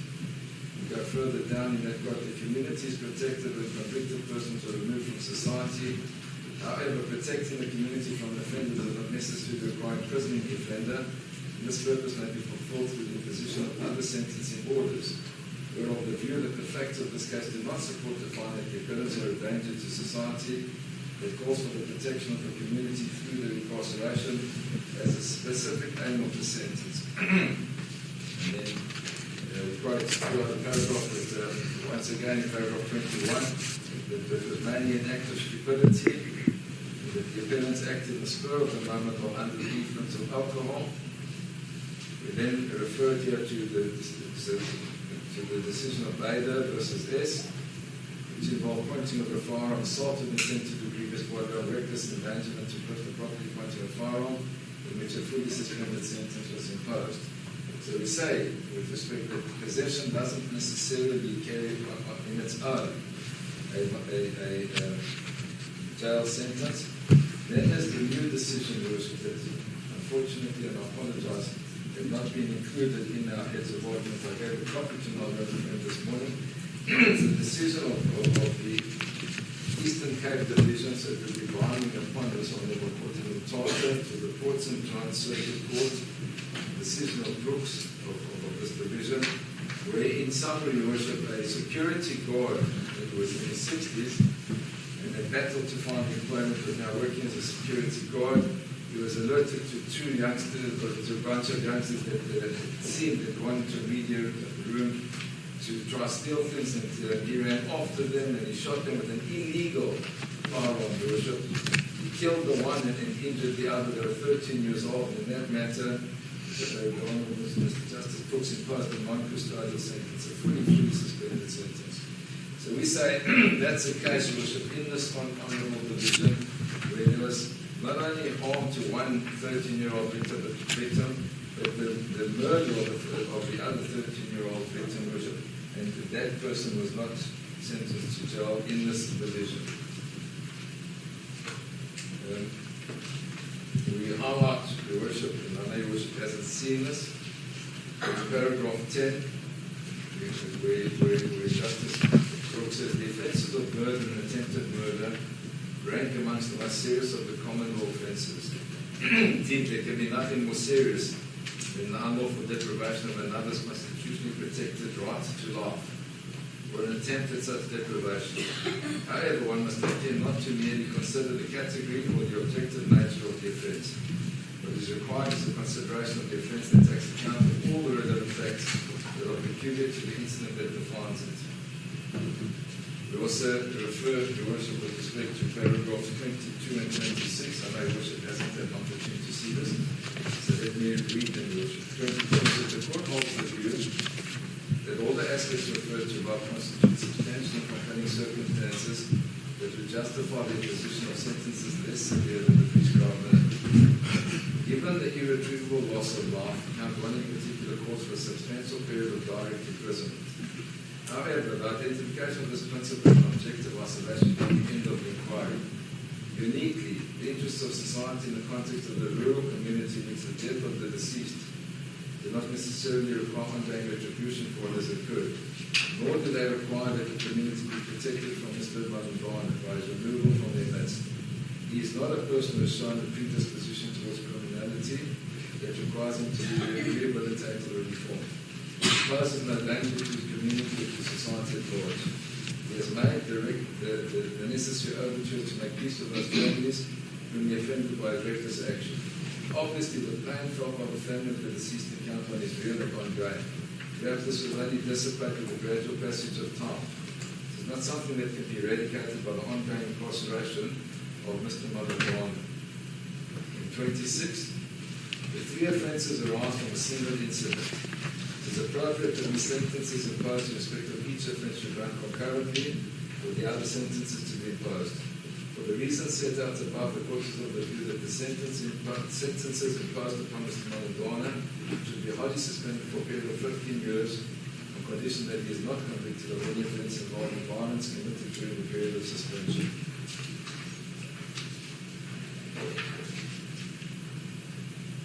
Then we come to the conclusion, Your Worship, where we say,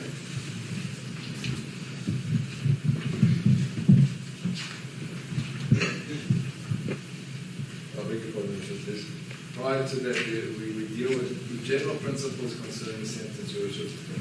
Just the issue of S versus Ora and another proportionality is important. We've got the custom and shackle, which is acknowledged by Sali Walla J. Finding inappropriate sentences a challenge faced by criminal courts daily. A sentencing is not a perfect exercise. What complicates this even more is that there may be more than one appropriate sentence in a particular case. And then there's reference to a footnote that sentencing at the best of times is an imprecise and imperfect procedure. There will always be a substantial range of appropriate sentences. But what we say, Your Worship, in 45 is that we've illustrated that mere possession of discharges do not always mean that there must be incarceration. Each case must be evaluated on its facts. The facts of this case are indeed unique. And we say first, the possession cases frequently attracted either suspended sentences or fines. Secondly, discharge cases have also frequently attracted either suspended sentences or fines. And thirdly, principles of sentencing are always applicable. Sending a person to imprisonment merely because they possess a firearm discharge is contrary to the law. There's no obligation that the court has to imprison somebody for these offences. And then in the conclusion, Your Worship, we say that it's just that we adopted a cumulative approach, and there are 5 charges, all happened in one single event, which lasted no more than 2 minutes. To send any person to prison for the single event would be shockingly inappropriate, that it can be dismissed out of hand without more. We say the lawful and appropriate sentence will be postponed, including custodial sentence. Only a non-custodial sentence would be compatible with the principles of sentencing in South Africa. A deviation from that approach would simply show the accused to be singled out for unduly harsh punishment. And we say that this submission is fortified by the objective fact that there were no injuries sustained by anybody, no damage to any property. It is also underscored by the fact that this is a single continuous event of no more than 2 minutes and caused no harm to everyone. No court can tolerate the imprisonment of anyone for this incident. In fact, nobody testified that they were in fear of the accused by virtue of the offences committed by him. And we also highlight, Your Worship, that no evidence was there in the aggravation of sentence. Now, Your Worship has previously alluded to, and this is quite difficult, but I do respect what Your Worship said, that these factors ought to be placed on record, so that there's a record of everything that was just referred to it, and the public don't know what was referred to in the heads would be unfair to the public. So we turn then, Your Worship, to the state's heads of argument. As I said, Your Worship, they highlight the charges or whatever introduction as degree, and they're of the view, Your Worship, in contrary to what we say, that the custodial sentence is inevitable. They say, and this is where they have a, with respect, self-defeating and mutually exclusive argument, where they say the accused personal secretary is ordinary. In the very next sentence, they say he is the leader of a political party. So on the one hand, and this is the conundrum that Your Worship grappled with Ms. Thompson, is on the one hand you say because he's a leader, he must be treated differently. On the other hand you say don't treat him differently, treat him like anybody else. And that's the general vein throughout their heads of argument and their supplementaries. And this is borne out in paragraph 8 where they say there's a huge outcry from civil society that should go to book for his crimes. So you can't say you can't treat him differently, acknowledging that he's the leader of a political party, but don't take that into account, but at the same time society is paying for his imprisonment. They then refer to the listed decision, Your Worship, which I've already referred to, where we acknowledge that imprisonment is a form of punishment and that it's an institution of punishment, not cure. We say that it isn't consistent with a more enlightened approach to sentencing before our court in the post-war constitutional era. That was a 1993 decision, Your Worship. And we then they then deal with the probation officer, and they try to say, Your Worship, that she said there's no case where a person was convicted of possession and evaded job. And that's not in the record, Your Worship. I know the question was asked, but she didn't answer it or make that concession. If I can turn to the record, Your Worship, to just show that it's not the case. I know this is in the supplementary list as well. Okay.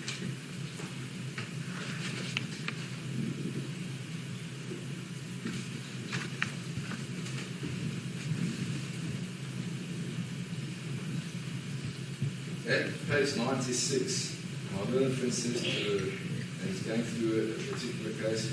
Yes, there were 2 firearms. The one was sentenced to 15 years. The one of the firearms were reduced. The one that he actually found in the rubbish dumps, that was a spur of the moment decision by him. He did not have it for a long period of time.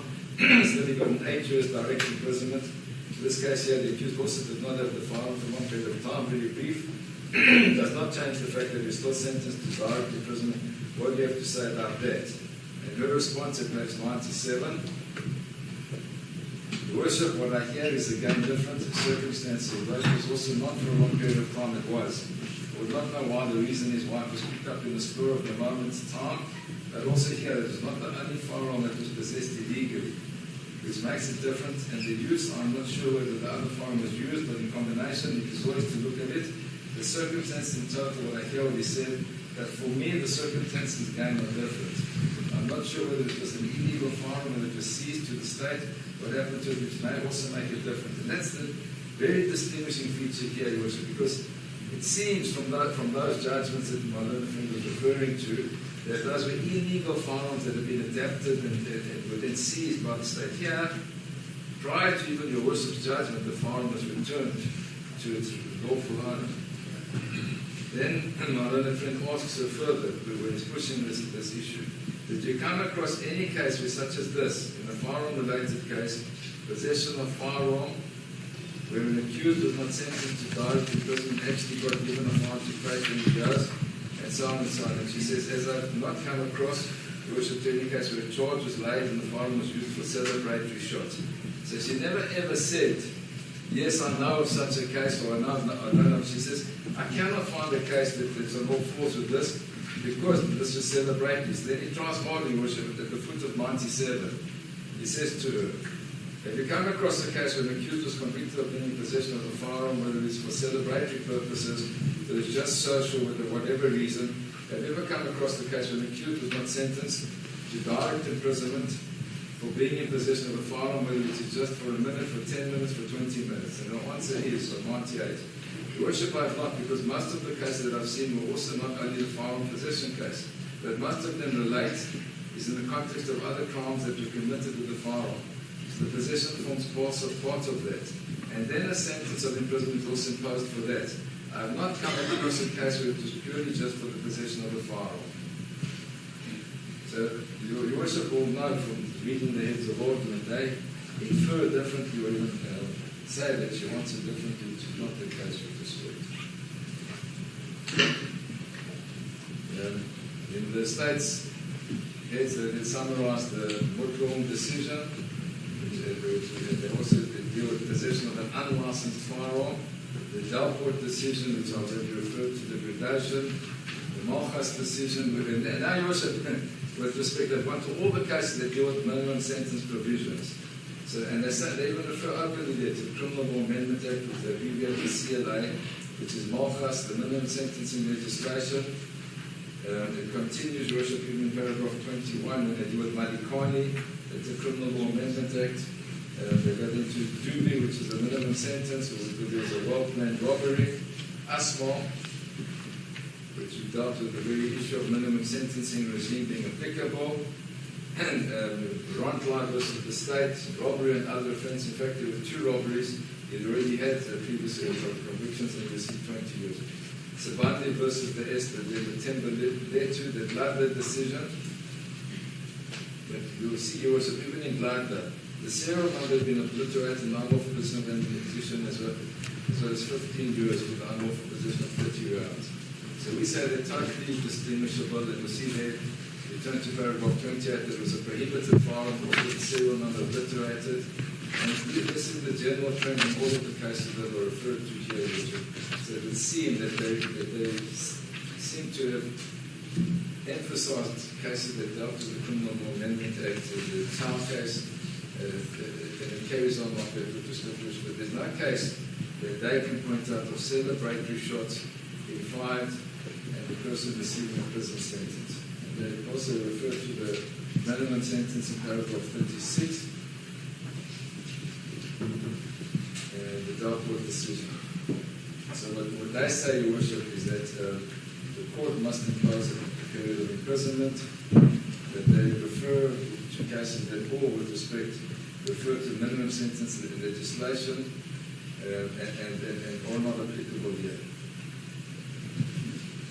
And they say in paragraph 45, Your Worship, this is the strongest part of the case. In this case, the state submits that due to the fact that the accused testified that he claimed to possess the 2 firearms, 9mm pistol and 7mm rifle, he emptied the 9mm by firing 15 shots, followed by 7 shots from a rifle. That there was a crowd of 20,000 people at the stadium, including supporters, medical personnel, police officers, security guards, coupled with the fact that there is a very condensed community residing right around the stadium, of facts that places the accused in the sentence category between 7 and 15 years imprisonment. They then ask for 10 years imprisonment, and then finally, Your Worship, they refer to the Zim decision which they have asked to be tried. And they say, lastly, the accused is treated and perceived with such contempt, took the citizens of South Africa for fools by trying to convince all that he fired a toy gun, blamed everyone except himself for his actions, confused the law with politics, practiced all intimidating tactics by hiding behind crowds, dragged everyone to be participants in his show, The show is over. This court must send out a strong message to other would-be offenders who fire shots among crowds and endangering the lives of others, that if you commit a crime, you must do the time. And that's the conclusion there. Then, Your Worship, as I already said, they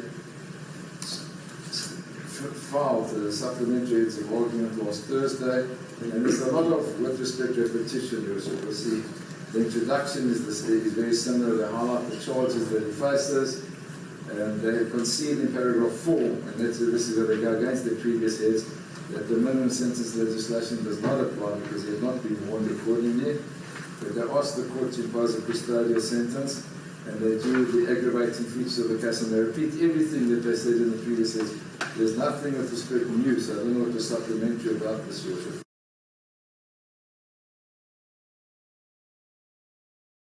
With our heads of argument and to respond to the heads of argument.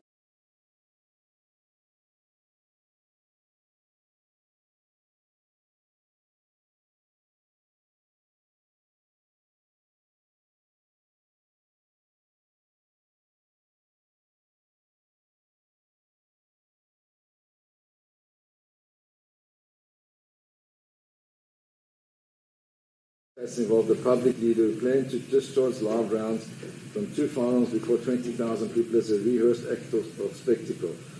And once again, Your Worship, I highlight, they tell you all along, treat him like a normal person, but they keep highlighting with respect that he's the leader of a political organisation and you must punish him accordingly. So it's self-defeating with respect. They then also, in paragraph 10, they have a heading beneath that 2 firearms, 22 live rounds before 20,000 people within a community. And they refer to the firearms being a 9mm handgun, Narinka SPA 249-14 5.65 by 45mm, Remington semi-automatic assault rifle. But Your Worship, what they failed to record here or even consider, they gave that back.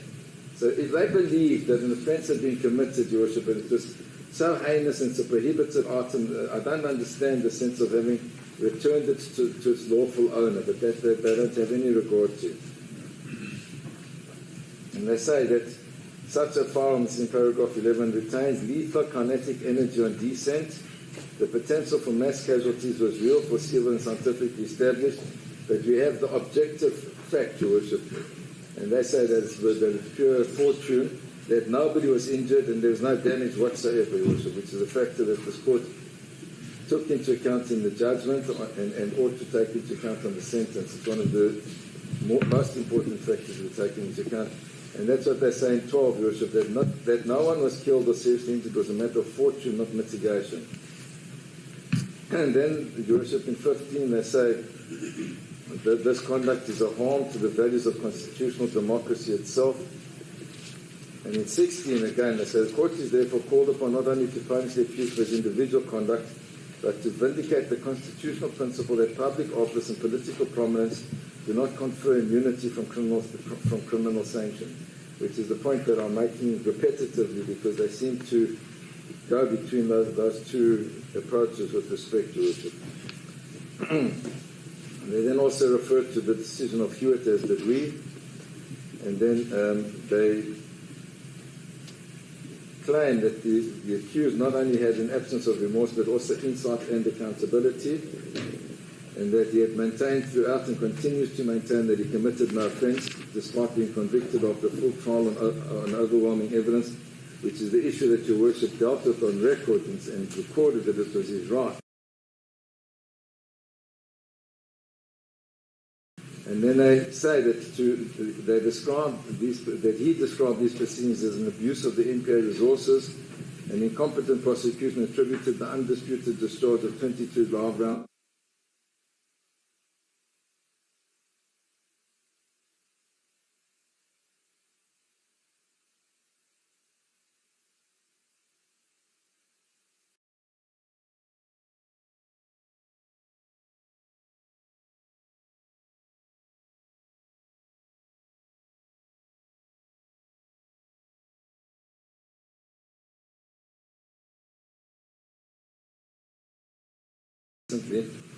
But in 20 they say that firstly and most significantly, Ms. Thompson conceded under cross-examination that she could not find a single case in the literature where a non-custodial sentence had been imposed for the unlawful possession of a semi-automatic firearm.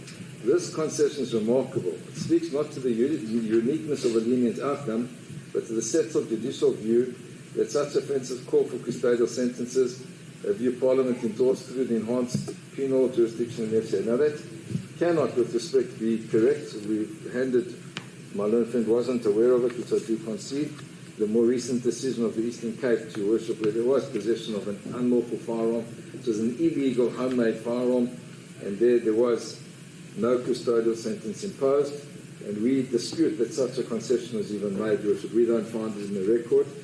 I know that sometimes the records aren't 100% accurate, but my learned friend can elaborate on that, because that appears from his supplementary that's filed last Thursday. Then they deal with the issue of Ms. Thompson's recommendations premised on a characterization of the possession as brief, benign, and celebratory. On the brevity, they say the brief duration of possession is relevant only where possession is accidental or fortuitous. They say here it was pre-planned and deliberate. Benignity, 22 live rounds. They said the ballistic risk was extreme. Celebratory purpose, they said the law does not distinguish between a reckless act done for enjoyment and one done for malice in assessing objective dangerousness. The rest we say is a repetition, but then they say, Your Worship, in 22. Fourthly, Ms. Thompson's assessment of the risk of recidivism was superficial. She relied on the mere passage of time since the offence. She did not grapple with the fact that the accused, who leads a political party that has staged multiple large-scale events since 2018, has demonstrated no acknowledgement that his conduct on 28 July 2008 was dangerous or unlawful. The absence of reoffending in the interim is not on its own indicated that no such risk exists. Now, recidivism is defined as the tendency of a convicted criminal to reoffend, relapse, or go back to its way. And that's the clearest indication is looking back on time to say, did such a thing reoccur? So we submit that Ms. Thompson is accurate in that regard, and they, with respect, seem to have misinterpreted the term recidivism, and it wasn't superficial, because we look back in time, we say, were any other offences committed in that time, in the past 8 years? And the answer is no, because the clean SAPS 69 was handed in, so it doesn't appear that she's inaccurate in that regard. They then respond to our submissions, Your Worship, on sentence, and they dispute that celebratory discharge cases are distinguishable. They say that you do have outcomes where there are no thing, but they say they're distinguishable. And then, as dealt with in their previous head, Your Worship, they're saying Pistorius, there was no premeditation. In Munsani, the accused intoxicated police officer fired at a canoeist in a moment of madness. Fudun was a crime of passion. Bader was a firearm and reckless endangerment, not discharge. So they say they're all different. And we say, yes, Your Worship, but at the same time, and the most glaring fact, Your Worship, is they could not find one case in our whole history of all our cases, Your Worship, of shots being fired at a funeral or a celebration that resulted in a prosecution. And that's a fact that stands out on its own, Your Worship. And then they say the no harm, no injury argument misrepresents the nature and gravity of the charges. And they say no one was injured, no property was damaged. The state acknowledges this, and that this they describe as being purely fortuitous. But what they don't mention here, Your Worship, and Your Worship went through the trial, so Your Worship knows, there was not one eyewitness that came to testify before this honourable court. The state was dominus litis. If anybody was in fear, out of all those 20,000 people that they now rely upon, it was incumbent upon them, either in the trial, Your Worship, or even in aggravation of sentence, to lead that evidence, but they didn't. Even the SAPS who were on the stage, Your Worship, were not called by them to testify, even in aggravation of sentence, Your Worship. Not even the Gearhouse people, Your Worship, said that they feared or were worried for their lives or ran away. No single person stood before this honourable court saying, I was afraid of being injured. I saw this as reckless, callous, and dangerous, which is something that they ought to have led if they wanted to prove that they were aggravating circumstances. They then, Your Worship, tried to fall back on their previous heads of arguments and say even where the minimum sentencing regime does not apply, the case law establishes a clear sentencing range for unlawful possession and discharge of semi-automatic firearms. They then quote our constitutional cases that we quote. So the principle is clear from that case, from the case of Makmanyani, Your Worship, and EFF versus the Speaker. Then they turn to the personal circumstances of the accused, and they say it's a double-edged factor. It may be often in mitigation of personal circumstances, that is a public leader and member of parliament, but they say this is the most significant aggravating feature of the case. So now, Your Worship, they argue, treat him like any normal human being. At the same time, they say, no, this is the single most aggravating factor of the case. The two are mutually exclusive with respect, Your Worship. They acknowledge, Your Worship, in F, that all 5 counts arose from a single continuing incident, but they say the remaining counts serve to aggravate the primary count, not merely to establish its context. And then, in their concluding submissions, Your Worship, they go back with respect to the imperative of equality before the law. So you asked on the one hand to make an example of this accused because he was the leader, current leader of a political party. Then they tell you, no, there's an imperative. You must make us all equal before the law. And they say there themselves, they say a sentence that treats his case as an exception to well-established sentencing norms would itself be an act of unconstitutional discrimination against the poor in favour of those with means and the powerful. Now what we're saying, Your Worship, is they seem to imply that to impose a fine would be unconstitutional. It's not the case, Your Worship. You can impose a fine. It's recognised even in the post-constitutional era that a fine is a punishment, as is a suspended sentence, as are other forms of punishment. They are recognised. Then they ask for the imperative of proportionality and the imperative of deterrence. And then they repeat themselves, Your Worship, in paragraph 35 yet again, where they say, and I'm going to quote because you'll see just how many times they've said this, the accused has treated these proceedings with contempt. This is from the previous head, Your Worship. He fabricated a false account of a toy gun that was comprehensively dismantled by the overwhelming evidence at trial. He refused to cooperate with investigators. He characterized this prosecution as an abuse of the NPA. He blamed VIP protectors, the Holy Spirit, and everyone except himself. The show is over. The court must now ensure that justice is done, not because the accused is prominent, but because the rule of law requires that every person who commits a serious offence faces a serious consequence.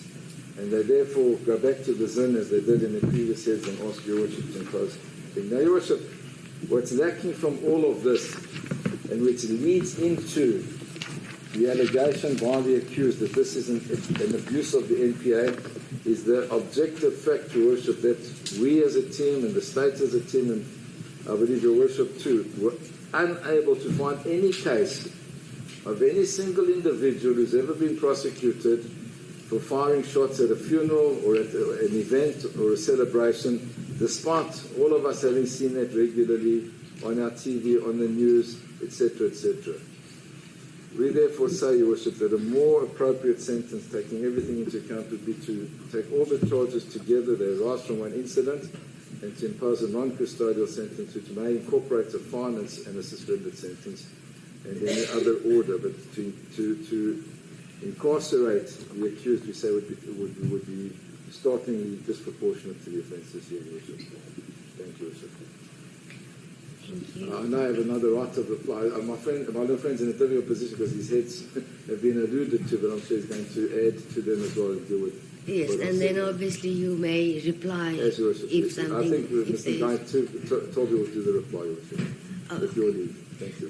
Advocate Olive, there's just one aspect that I want to ask since you've raised it now, and I've read it in the heads and heard in the evidence of Ms. Thompson, and that is the part of the firearm being handed back before the court passed judgment. That is not within my knowledge. So, it is, Your Worship. It's in her report. She testified before. No, it is in her report. I'm saying it's not within my knowledge. I'm hearing it from the defense. No, Your Worship. Yeah, there was no evidence. No, there was evidence that she testified to that. No, I don't think it's in her report and it's in her testimony. And Your Worship, it's a logical conclusion. My learned friend, who was in court and would be aware of it, never disputed it once. Yes. No, look, no, maybe I'm not. I heard her saying so. There's evidence by the defense regarding that. I'm just not sure where it's coming from. You don't have to. I accept it's there. And as you say, it wasn't challenged, but it's not within the knowledge of the court that it was returned before judgment. No, it is, Your Worship. It's in her report. She was led on it. No, I was also astounded by it, so you'll find I've given Your Worship the page reference. No, I've seen it. I know it's there. I do confirm it is contained in her report and in her evidence. Had it not been the case, Your Worship, my learned friend was obliged to challenge on it and he didn't. So it's an objective fact and it's evidence that was laid before this honourable court. I don't know why there's a noise, Your Worship, and I don't align myself with it. No, it's the so same. Let me repeat what I was saying, Your Worship. She testified, as Your Worship knows, it's in her report, and my learned friend was present and never ever cross-examined on that aspect. So, with respect, in our submission, it's a proven piece of evidence before this honourable court. Look, I hear you, I agree, and then I saw it in your heads, and that's why I thought I'll ask, because I'm not sure what the source of that information is, but it's neither here nor there. As you say, it's on record. I'll hear if the state has any reply to it, but it's not. Thank you. It's so noted. Thank you. Thank you. All right, Advocate Caesar, are you ready or? I think we must get this over and done with here, Your Worship. I'm ready.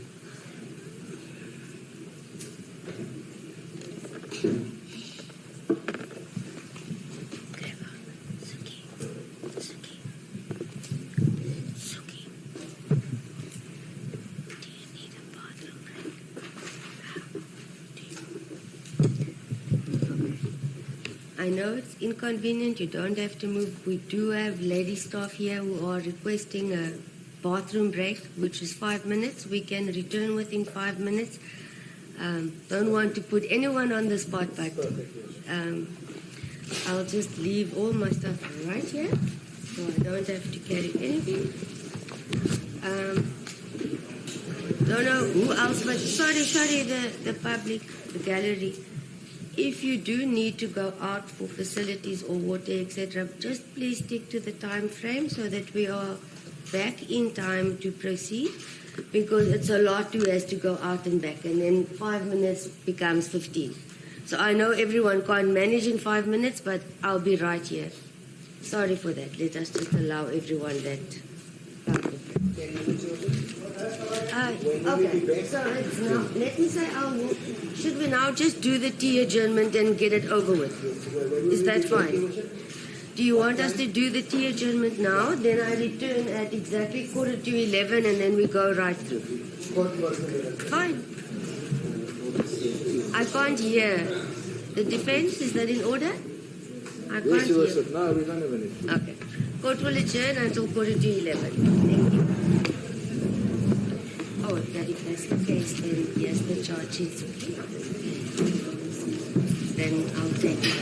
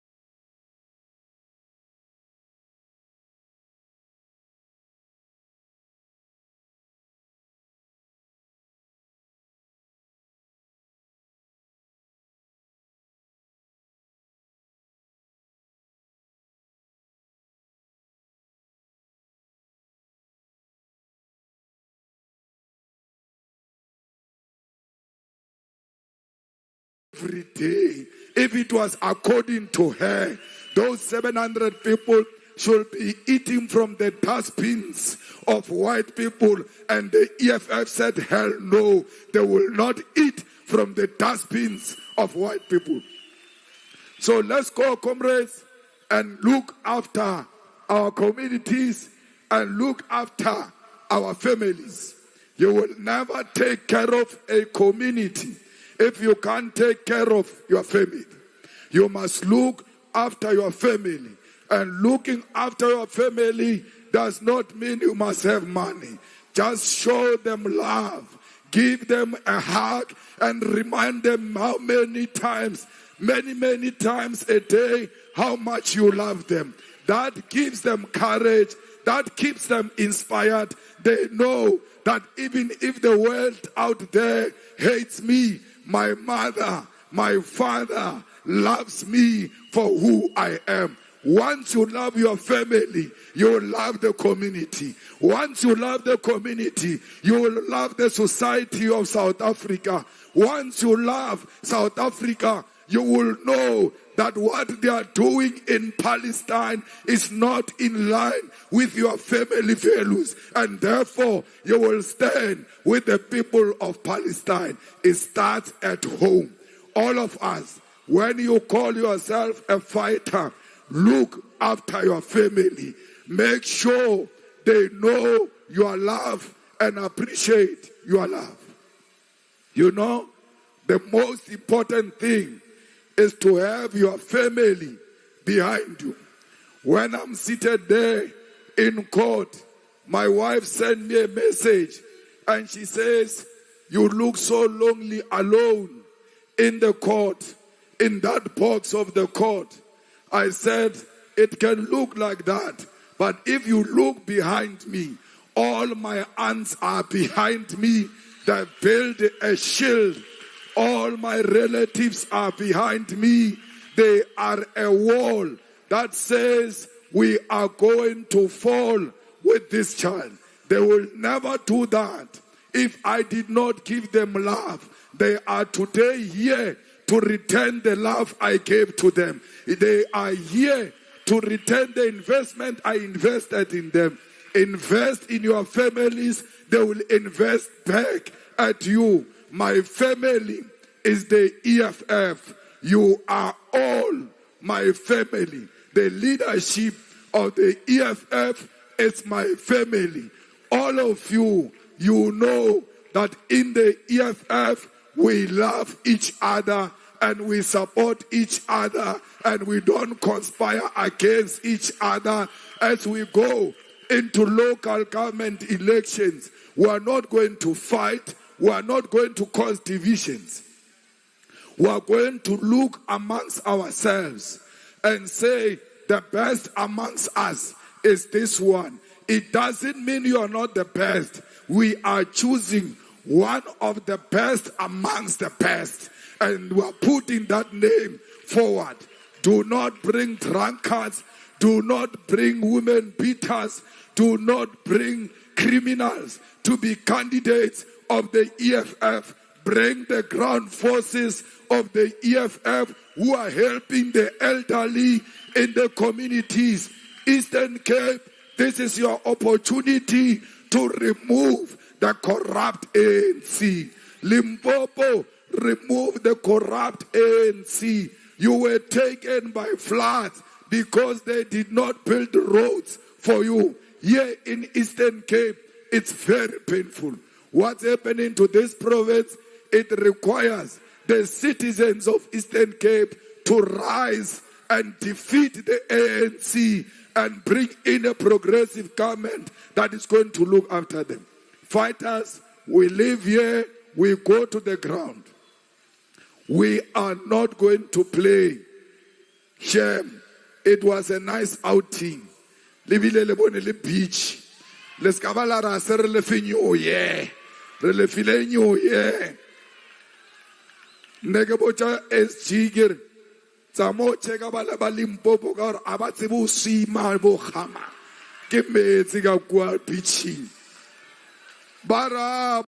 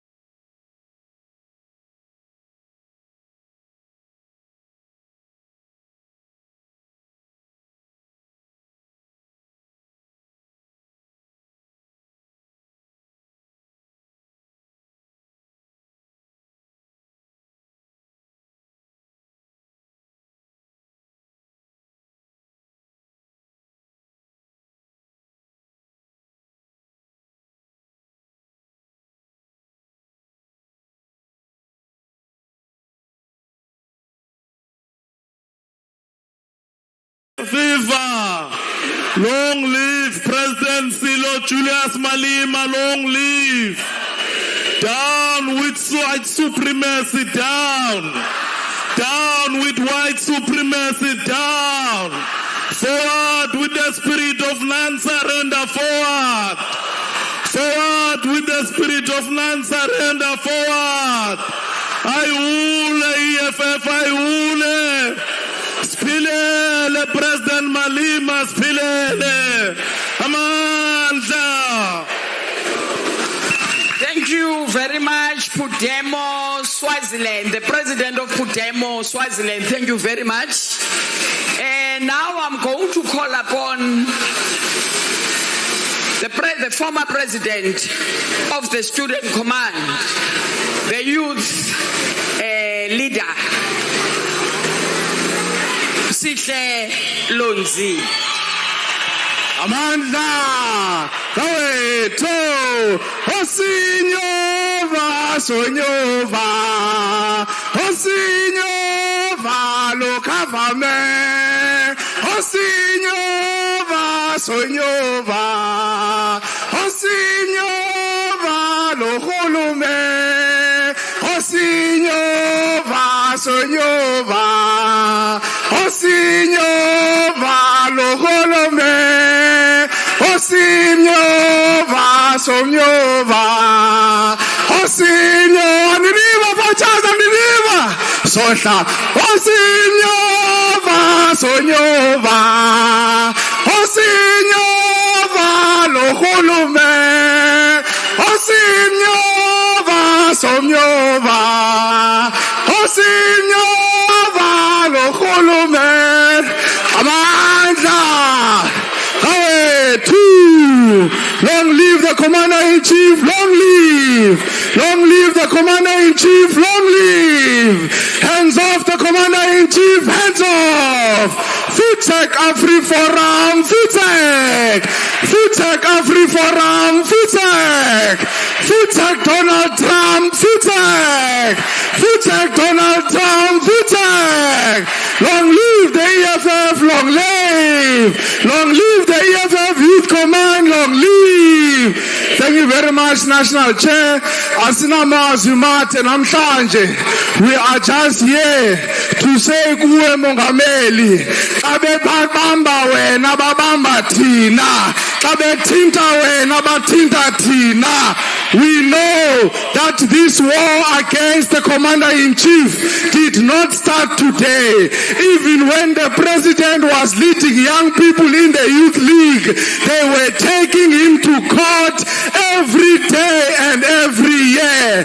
President, even when you were young, you defeated them. So why do they think they can touch you now when you are stronger, when you have more experience, when you have so many fighters in South Africa who are willing to put their bodies on the line, when you have so many students who will bring this country into a standstill? They will never, because they failed to defeat you when you were a young person.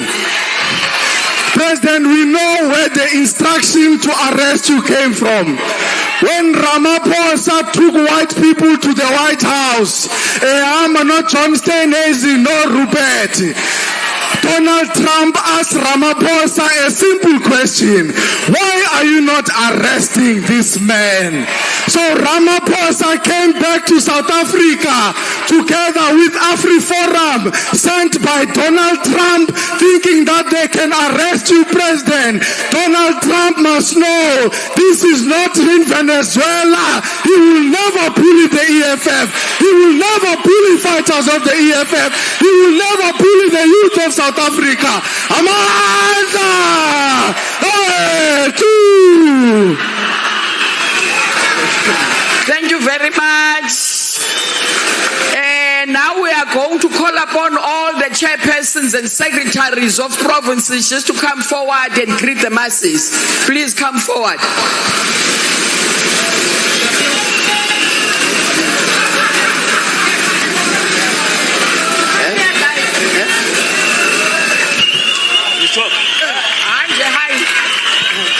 Amanda! Long live the Commander-in-Chief. Long live. Down with AfriForum. Down. Amandla. Futek Donald Trump, Futek. Futek Donald Trump, Futek. Mai Buye. Amandla. Molweni Monty, Molweni. Amandla. Amandla. Viva EFF, viva. Futek AfriForum, Futek. Futek Donald Trump, Futek. Amandla. Viva EFF, viva. Long live the CIC, long live. Away with Trump, away. Away with AfriForum, away. Futek Luena Ramaphosa, Futek. Amandla.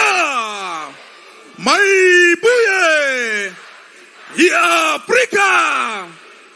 Futek AfriForum, Futek. Futek AfriForum, Futek. Amandla. Amandla. Amandla. Away with Donald Trump, away. Away to Donald Trump, away. Pilango na phakade mongameli, pilango na phakade.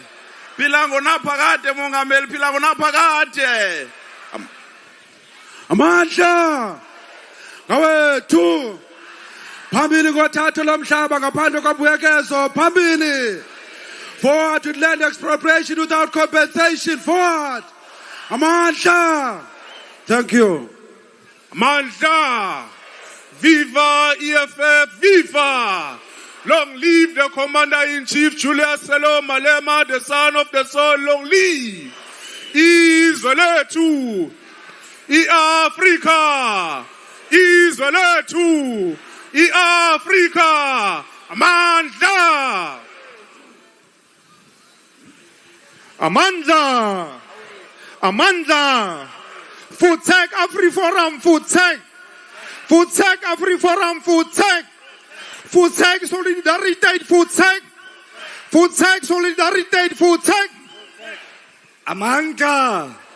Viva EFF, viva. Viva EFF, viva. Futek Donald Trump, Futek. Futek Donald Trump, Futek. Amandla. Amandla. Viva EFF, viva! Viva EFF, viva! Futek EFF, Futek, AfriForum, Futek! Amandla! Amandla! Long live the undying spirit of Peter Mokaba, long live! Long live the Commander-in-Chief, long live! Ungaphela umoya, Commander-in-Chief, ungaphela umoya. Sohlala sinawe, Commander-in-Chief, sohlala sinawe. Thina sayithanda isukukhitshisa. Amandla. Sorry, before you proceed, we just want to check if defiance is interfering with the recording at all. We hope not. And then we'll be ready. Futek, the racist judge, Futek. Amandla. I hule EFF, I hule. My kule EFF South Africa, my kule. Tata CIC, Tata. Down was Orania, Kimberley, down. Can you worship just down was Orania, Kimberley, down. Cell phones must be switched off. Panse, AfriForum, Panse. Futek, Donald Trump, Futek. Amandla. Thank you. Aluja! Aluja! Continua! Continua! Long live the President and the Commander-in-Chief! Long live! Long live the Commander-in-Chief! Long live! Down with Trump! Down! Die, Trump, die! Die, Trump, die! Fuck off, Ramaphosa Nkwekulu! Fuck off! Fuck off, Nkwekulu Ramaphosa! Fuck off! I don't know how council expect me to impress my bosses if he has been done half of my job for me. One thing is certain, I'm not going to pay him 1 cent for that or attempting to do my work for me. Long live the EFF, long live!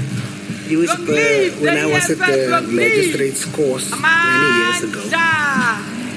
They had this Before I call upon the DSG, I forgot to acknowledge the Youth Command Coordinator, Naledi. Could you come and say hi? What exactly was on that particular 3D dimension? Some saw elephants. I saw a head of a man, an old man. Even some saw a lion, some saw 3 heads. The point that I'm trying to make, Your Worship, is that we're looking at the exact same set of facts. With different views relating to that particular fact. Thank you, Naledi. That is the court's duty to find which one is the more plausible argument. Our Deputy Secretary General. It's not for me to minimize counsel's argument and vice versa. Amandla! Long live the EFF, long There's live! two aspects that I need to rectify. Long live the economic freedom fighters, long live! The issue relating hands to the off our Commander-in-Chief, hands off! Hands off our Commander-in-Chief, hands off! On the 1st of April. Foot sack, AfriForum, foot sack. Foot sack, AfriForum, foot sack. The issue that I need to address is the condemnation issue, because I did I know. I am going to call the CCT Mr. too. Kwanazi on the 31st, informing him that my heads are ready. It's ready to be filed. I wasn't in office. I was on the road. First, SG, can I do that? We're going to start off with the Central Command team. We've already met the provincial chairs and secretaries, the Youth Command convener and coordinator. The Central Command team members, they are all over. I want you to all come on stage. That is sufficient. It's an instruction. It was filed first thing on the 1st. We give letters in the SGO. Come. When I got back to the office. This is our Central Command team members, and some are also members of Parliament. The second issue that I also related to the coordination, wait to our ground forces that have come from all over South Africa. 31st. The reason being, as already explained, I was on the road. I was not in office. I was unable to read it. That's the reason why I contacted the attorney, Mr. And maybe as the rest are coming on stage, a few of you can do some greetings. Commissioner Bab. Futek AfriForum, Futek! Futek AfriForum, Futek! A response Futek, Donald Trump, to the heads of council in the supplementary heads. There's no need to apply for condemnation. And that was on behalf aspect. of all the Central Command team. That's Thank a matter for debate. Commissioners. The second issue that I want to address is relating to the firearm that was given back to accused number 2. And then our former officials were also here today. I know that the first and our second DSG, but they are somewhere and I can't see them. I will call up our second national chairperson, our whip in Parliament, and also the convener here in the Eastern Cape, Commissioner Veronica Mente. Please come and greet us. There was a prior agreement between the attorney for accused number 2 via emails that were sent to one another. Sipilele, Commander-in-Chief Silo, Julius Malema, Sipilele. Sipilele, Commander-in-Chief Silo, Julius Malema, Sipilele. Awa, Fabatanga, Timafe. Baba, Fabatanga, Timafe, Mabafe. Hands off, our president, hands off. The issue about the firearm being given back, it's our submission that this is a storm in a teacup. We are fully within our rights. If you read Section 30 of the Criminal Procedure Act, Section 31, which allows us to give the firearm back if there's no need for the firearm to be kept further. Thank you. Thank you, former national chair, and then our current national chair, who's also been our program director, Commissar. Commissar, why are you looking at me? Coming, greet one more time. I'm introducing you officially. Nontando Nongmutu.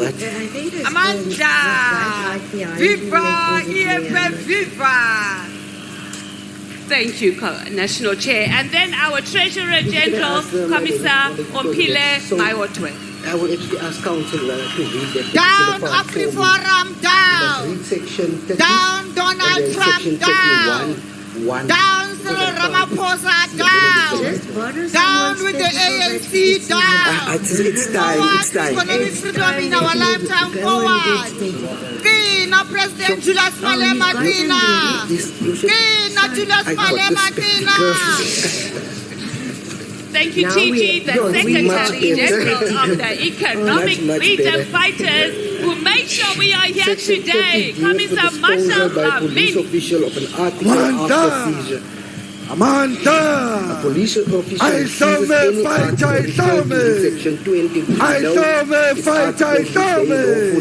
Long live the Commander-in-Chief, long live! Long live the Commander-in-Chief, long live! Long live the Commander-in-Chief, long live! To whom any such article under the provisions of this chapter Thank you, SG, and our Deputy President, Commissar Godfrey Gulty. To the interest of the persons concerned, dispose of the article in such a manner as the circumstances may require, or was our 2026 local government elections? Was property or property suspected to be stolen with the consent of the person from whom it was seized? Deliver the articles to the person from whom, in the opinion of such police official, such article was stolen, and shall warn such person to hold such article available for the production at any resultant criminal Thank you very much, Ground required. Forces. I'm not going to lead the last Public representatives of the EFF. I'm going to go to section 31, members and supporters of the EFF. That deals with our this guests issue. from all other political parties with No us criminal here. proceedings are instituted The in staff connection members with of any the article EFF referred to in section 30C, and the Fourth Estate. or if it appears I that see such all of article them is are not here. required at the trial for purposes of evidence My task or for is the purposes most of any difficult order of task. court, the article shall be Every returned time to the person whom we it are was told seized. it is the If most such person may lawfully simplest possess such task. article, or It is if not such very person may simple. not lawfully Because possess such article, AfriForum to the is person who may forever lawfully possess convening it. rallies for the EFF in the Eastern We Cape. have no need for that. We are firearm here anymore because after of the accused number 2 EFF. was acquitted. We must ensure that They EFF didn't need to goes come and to apply or bring an application for the Parliament, court to make such an order. set We did up, not deem it necessary. draft, It was and well submit after a consultation bill within our rights, that after will consultation make with sure the that investigating officer, AfriForum that such is article prohibited returned, and that is a we wanted prohibited such article, organization in South may be made Africa. available, maybe Without at a much later ado, stage. That is exactly what President, happened. It's my the submission masses, the that ground forces, this issue about South the Africa firearm and being returned to Africa, Storminus Africa in diaspora, because including we the were White House, has been perfectly waiting within our for right this to moment return it. The to investigating hear the officer has message retired. from the If that Commander-in-Chief, article went Julius missing in his Silo absence, Malema, it would have Comrade caused a greater President. problem. So that's why the decision was taken to delete the article after he was found not guilty. Ms. Thompson's evidence regarding that particular article, she was not cross-examined because that is evidence that she got from the accused or whoever was informing her that that particular article was given back. It's the same storm in a teacup that was made about the program director, our national chairperson, the treasurer general, the DSG, evidence was on the was stolen, SG, despite and the the fact that it deputy was president. We thank on another all hard the drive. chairpersons The and laptop was secretaries a of provinces non-event, so we who are didn't need here to focus on today, that particular issue. The evidence members was of still the there, it was Central already Command collected, Team, just as the article and leaders describes. of provinces who are with us here, and the sub-regional leadership that is here today, and the ground Since that issue forces now has of been the revolutionary dealt with, movement and the of law the allows economic us to do so. emancipation in our lifetime.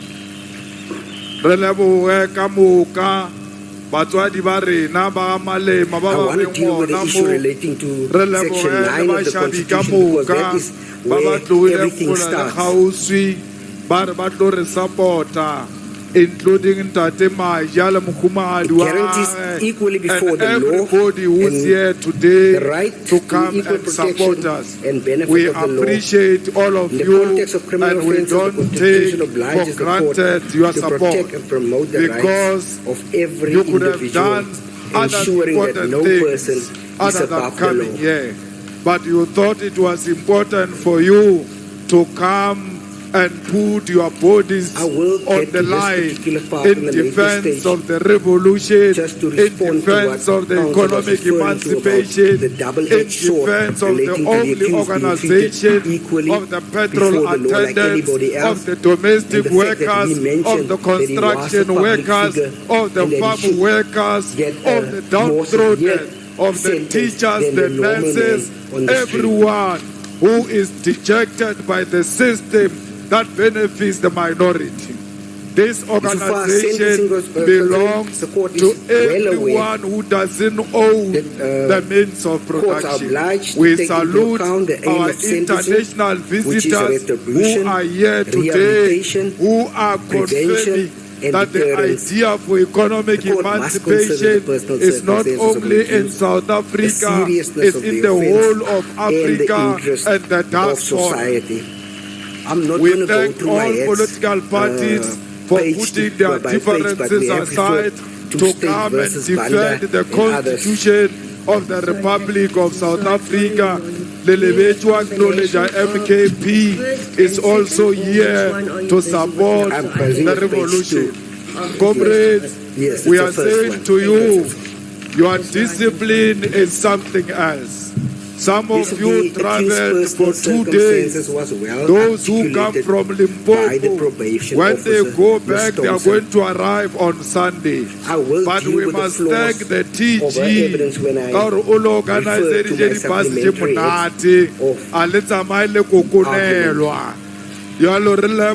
TG and all leaders who made a contribution to make sure that you travel safe. We want to appeal to the bus drivers. If you feel tired, park on the side and sleep. You must not insist on driving a bus because you are going to kill the future of South Africa. One EFF member who dies, you must know 100 people lose hope because that fighter passed away. So do not destroy the hopes of the masses of our people. The judgment we send our condolences to those children who died in Gauteng in an accident that could have been avoided. We say to the taxi drivers, we need to change our behavior because you are carrying the future of South Africa.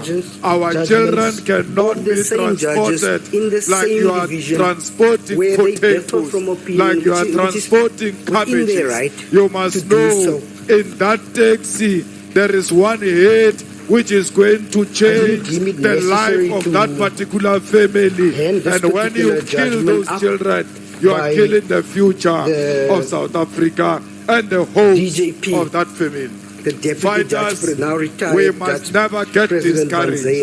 It doesn't matter what the magistrate decides. The revolution continues. We know why we are being attacked. We are attacked because we are the only black authority. We are the only black people who speak and other people listen.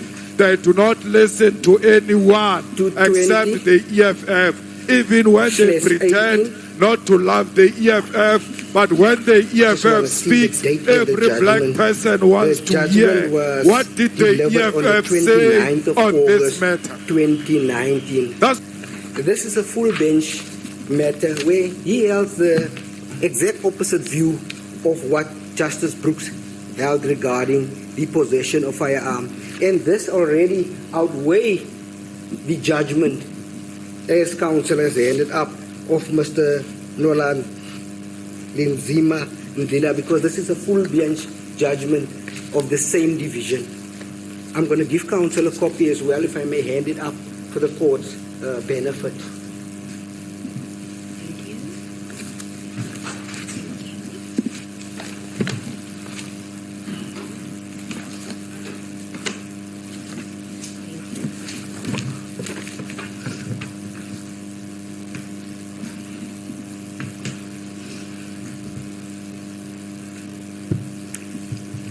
Your Worship doesn't even have to be concerned. The fact that that judgment already outweighed this one, which is by a single judge, the court can rest assured because the Supreme Court of Appeal already dealt with this particular issue relating to firearms.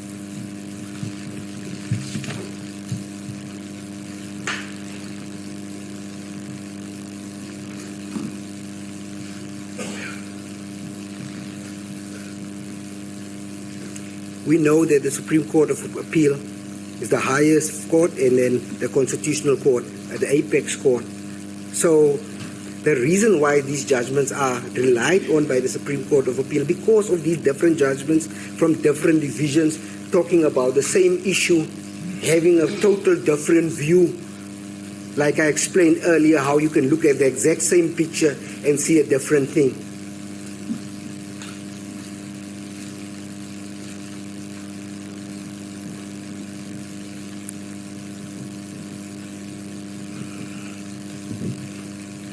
He differs from Judge Brooks, gave a direct imprisonment, quite a substantive one in that Romeo Johnson appeal matter.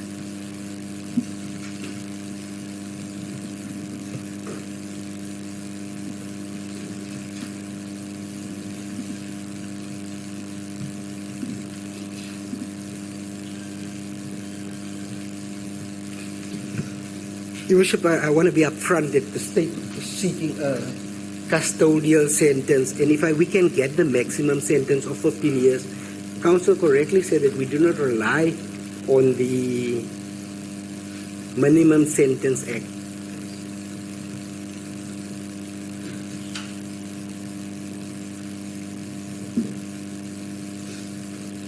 We do rely on Section 121, which refers to the maximum sentence of 15 years.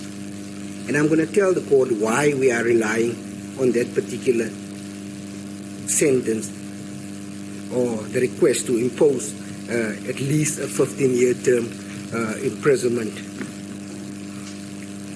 Your Worship, without being prescriptive, it is correct that the custodial sentence will send out a clear message. Council referred earlier about this happen regularly, where people just send fire shots at events, at funerals and so on. I must say, I only saw it on television once, is the one that was highlighted by the Deputy Mayor, I think, of the Nice Now George municipality.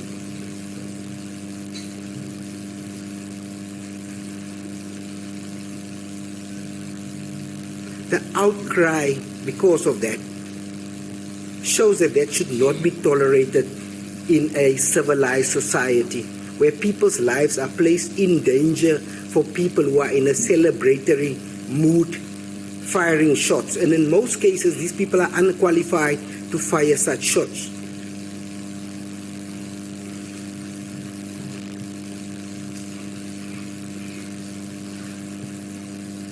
In this instance, accused did not just fire one shot and left it at that, which we can consider to be an accident.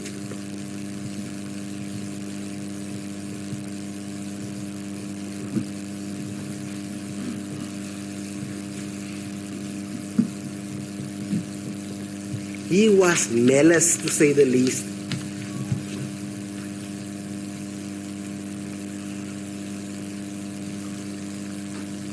His actions constituted extreme danger to the 20,000 plus people that were present, not even mentioning the community right around Mdantsane, which we know is one of the biggest locations in South Africa. It's condensed, it's densely populated, and especially on a weekend, it is busy in Mdantsane.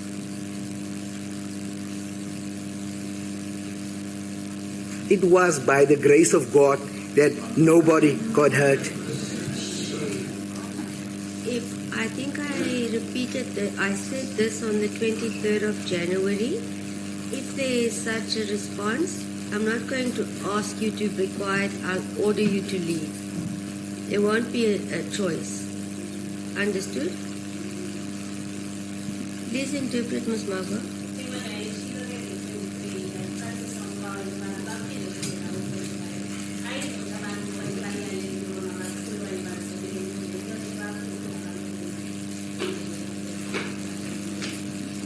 You may watch outside if it's going to cause a delay and no noise.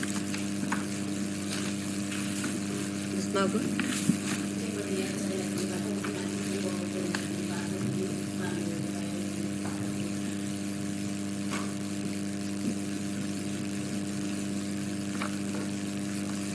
Advocate Caesar, you may proceed. Thank you so much, Your Worship. The accused is a political leader. He's got a huge following.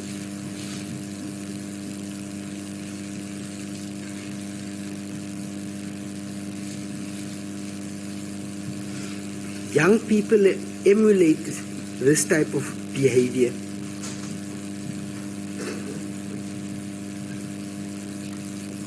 What he doesn't realize is that he already opened a Pandora's box where he creates the impression that this type of conduct is acceptable.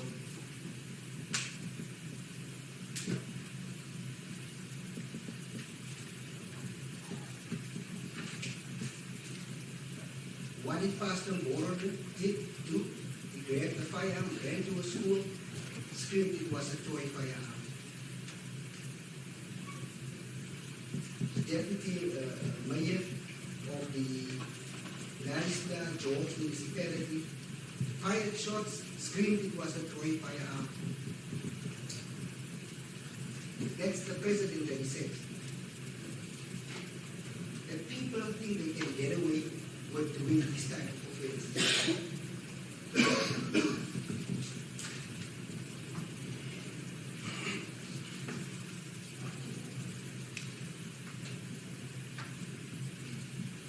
Courts said from the clear message that such barbaric behavior should not be tolerated.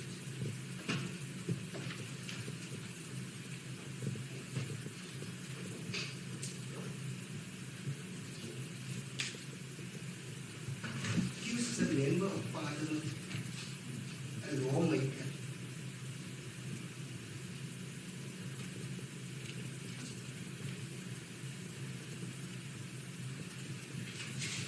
Yet he's the one that broke the law. If it was anybody else, you would have screamed that that person should go to prison. But now the foot or the shoes on the other foot is screaming, give me a custodial sentence.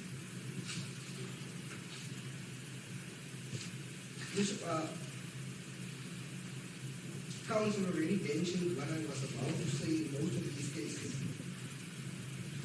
But what I want to read to the court is the case on paragraph 4, on page 4, paragraph 10 of my heads of argument, which is one of State versus Lister. The citation is in my heads of argument. This issue particularly deals with Thompson's evidence and how the court should use such particular evidence. I want to quote, I remain unpersuaded by the submission in counsel's heads of argument that the court should have adopted an opinion of Dr. Sidney that the goal sentence would undermine the treatment in which she would have to submit herself. Prison, one knows, is not a continual place, and the conditions may well be less than ideal for psychotherapy. But then a prison is primarily an institution of punishment, not a cure. As the court of law was at pains to point, the approach of a sentencing officer is not the same as that of a psychiatrist, and if I might add, also a probation officer or a social worker. A sentencing officer takes into account all the recognized aims of sentencing, including the recognition. The psychiatrist is concerned with the diagnosis and rehabilitation. The psychiatrist is concerned to focus on the well-being of an accused at the expense of the other aims of sentencing serve the interest of the community as a restored process and to produce, in all likelihood, a warped sentence. Now I went to the Oxford Dictionary to try to understand what this word warped means.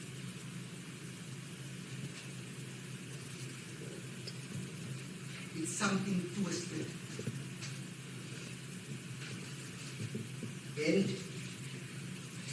or must have been.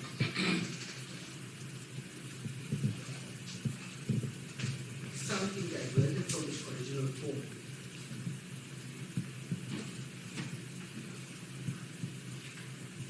It also refers to a distorted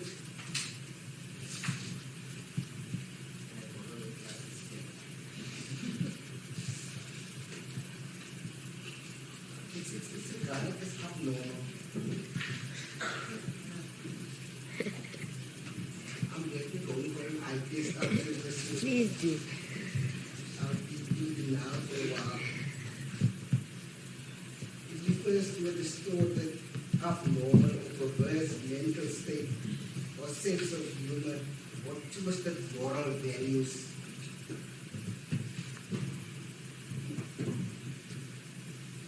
If the accused get a non-custodial sentence, but this is basically what a law now would go to. It will tell people that it's okay that if you fire a shot, whether it's 1 or 2 or 10 or 15 or 20, it's fine, you'll just get a fine non-custodial sentence because this is what the type of sentences the courts are imposed. Whereas it's my submission, it's not. All the cases that I've listed in my heads of argument, all the accused got direct imprisonment.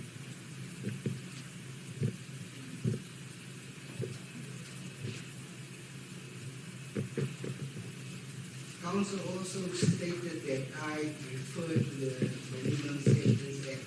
I don't see it was not wrong. The fact of the matter is the point that we were trying to make that the Minimum Sentence Act and the Mahal judgment is at pains to explain that court should impose standardized sentences, whether it's minimum over 15, 15 and up, or maximum 15 and down. The sentences should be more or less the same, depending on the facts of that particular case.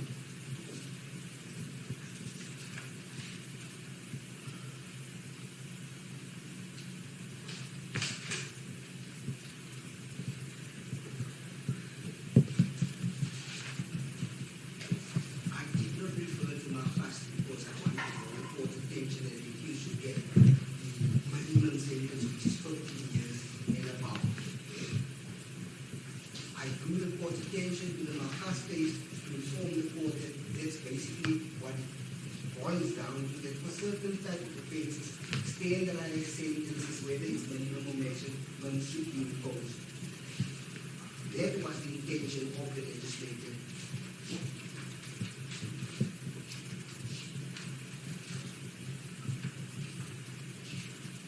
In State versus Airport, I'm at page 5 in my head.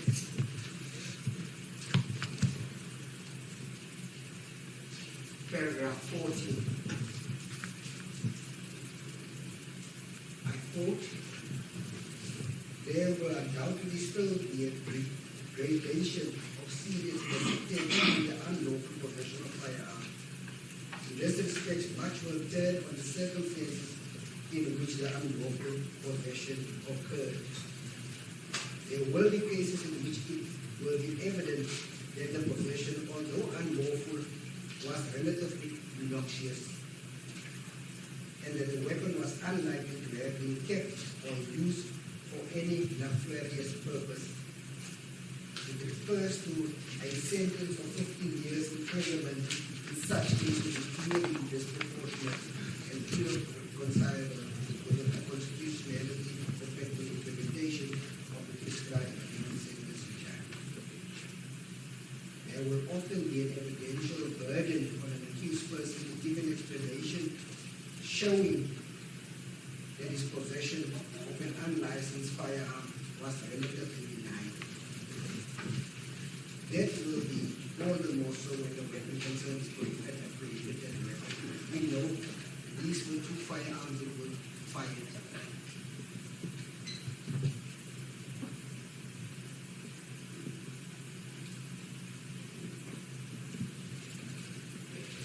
There was a submission that nobody came to come and testify. Already, we are to this point already. We had all the evidence, the video evidence was the silent witness. It gave us everything that we needed to know. No witness would have been able to describe everything that we saw on that video.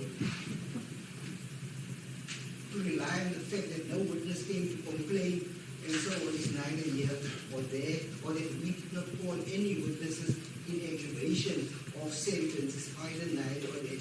The video speaks for itself. They say a picture speaks 1,000 words.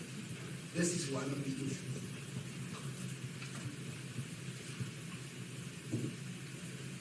I always have an issue when I see words like obnoxious and so on. I like to consult the dictionary to understand what is this person trying to say when he uses words like that. The word in this obnoxious, in this context, is meant not harmful, injuries. It describes something safe, inoffensive, or unlikely to cause disapproval. Often refers to remarks, behaviors, or substances that seem harmless, but may not be. Synonyms include harmless, safe, innocent, inoffensive. We know for a fact that this firearm was not fired. Both of them were not fired innocently. This accused testified he planned it. And when asked, why did you choose a particular direction to fire, he says, don't tell me how to fire a shot. I can fire it even from underneath the stage if I feel to do so. It is not innocent. His intention was clear. He was going to do whatever he wanted to do, regardless of the circumstances and the situation and the danger it might have posed to the people around him. It was on the video, it was clear people were running. He disputed it until the last minute, but the evidence was there, we've seen it. There were 7 people in the direction, 20,000 right around where he was standing. For him to rely on the police that did not charge him and all that, that's an issue that needs to be dealt with by the police themselves in their internal investigations.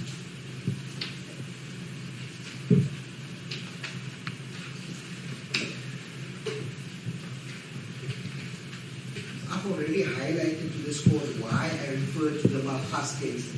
And just to be clear that it is against this background that sentencing for firearm-related offences in terms of the minimum sentence regime must also be viewed. The question arises as to whether a standardized and consistent result, as was envisaged by the Malchus case, has indeed been achieved in respect of sentencing for the possession of semi-automatic firearms. We know that this one was an assault rifle, despite it being semi-automatic. The size of the ammunition is dangerous. It's bigger, it's more powerful, and could have had fatal consequences.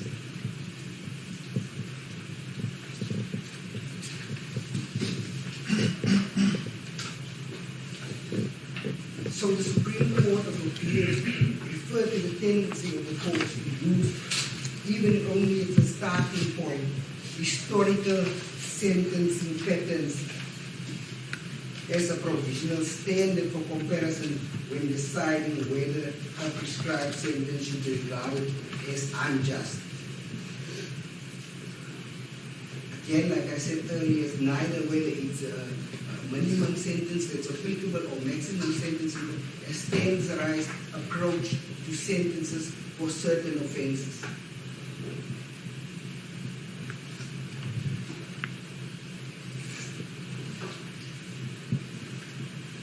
refer to all the judgments that the council have assisted me, Malikane, Asma, Ronsley, Sibanda, Lata, Tumo, Lahi, Fadwe, Lordo, Tau, Mukobo,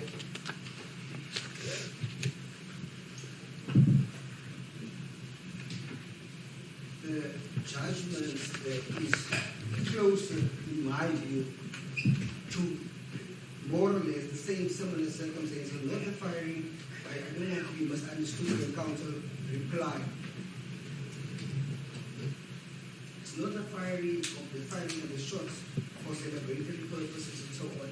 I don't want to be misunderstood. But what I am from understand, what I want to point out, these people did not have the firearm for long periods of time.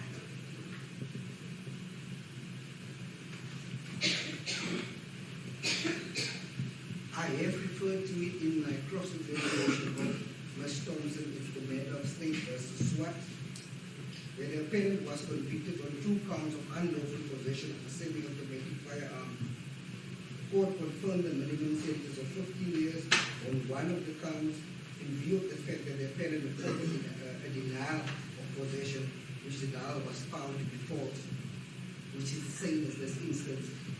He said he had a firearm, he said it's a toy. He still maintains it's a toy. Regardless of the evidence, already overwhelming evidence proving otherwise, that this was indeed a real firearm, owned by the owner, which we gave the firearm back to, which was ballistically legal. Back to after he was found not guilty and discharged.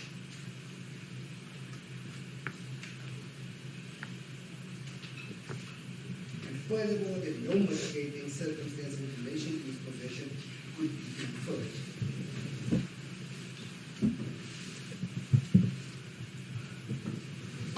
The court held in the SWAT case that there was nothing to place in unlawful possession of the firearm in a less heinous light than that which motivated the lawmaker to lay down a minimum sentence of 15 years. However, on the further count of unlawful possession of a semi-automatic firearm, the appeal against the minimum sentence imposed was upheld and replaced with a sentence of 7 years imprisonment. This gentleman had 2 firearms. Ms. Thompson testified, said, 2 firearms, not taking into consideration, even when it was pointed out to her that the accused fired with 2 different caliber firearms, which he denied that he knew that the one was smaller or bigger, something that was so obvious to see. I don't know firearms well, but you know one is a rifle, the big one, and one is small, it's a handgun.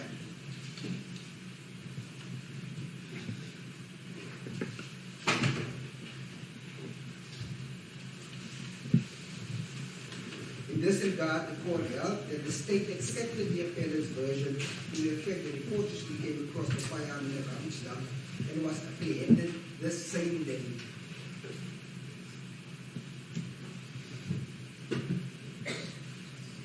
Here, Ms. Thompson was saying, we didn't know how long did he have it, and well, the fact of the matter is, a day has got 24 hours in it, and he was apprehended the same day.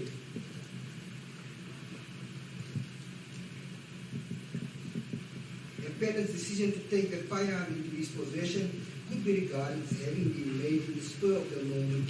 Furthermore, it was held that the appellant did not have the firearm in his possession for a very long before he was apprehended.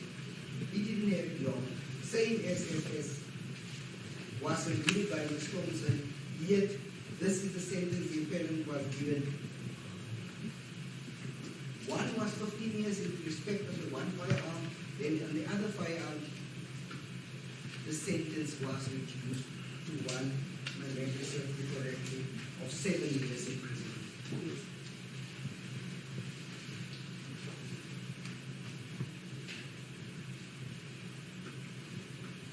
The court held that in the circumstances of the crime was such as to make a sentence of 15 years imprisonment as proportional. That was the one that he did not have for a long time. other one, we didn't know how long he had the firearm in his possession. What I want to point out in this particular matter, it's not said whether he fired shots with this particular firearm or not, or whether he used it in the commission of further offenses. My memory served me correctly. Counsel, I told you, point out that matter is just, I can't remember what exactly was said regarding that particular point. But the fact of the matter is that he did not have the firearm for a long time. So State versus Dialco, dealing with a fully automatic firearm, when J expressed reservations about the suggestion in some judgment that the possession of a unlicensed firearm should be treated as serious only if the weapon had been used for the commission of the offense. The point that I just raised just before this, it looks like the impression is created that if you have a firearm in your possession, you should commit other serious offenses for you to qualify for a 50-year imprisonment, which is not the intention of the legislature. That's why the Firearms Control Act was enacted, because of the seriousness that the Parliament deemed it necessary, the legislature deemed it necessary to make a specific act for firearms because of the serious nature that it poses.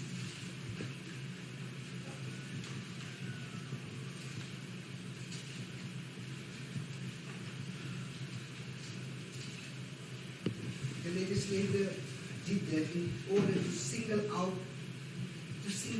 for harsh punishment.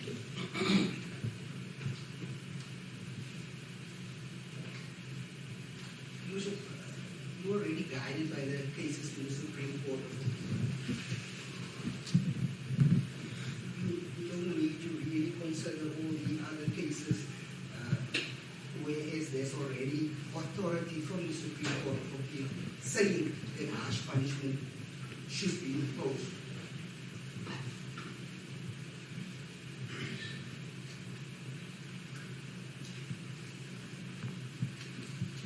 In both them, Baleto and Rontly, the Supreme Court of Appeal upheld the minimum sentence for the possession of semi-automatic firearms.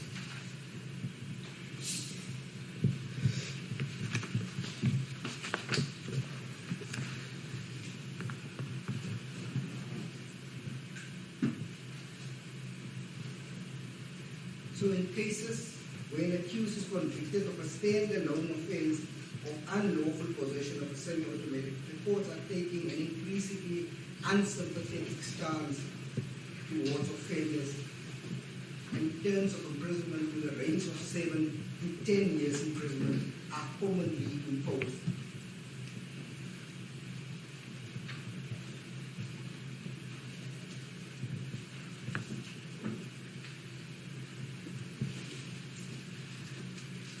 In addition, the accused's personal circumstances, one of the most important factors in deciding an appropriate sentence, is his explanation as to how the unlawful possession came about.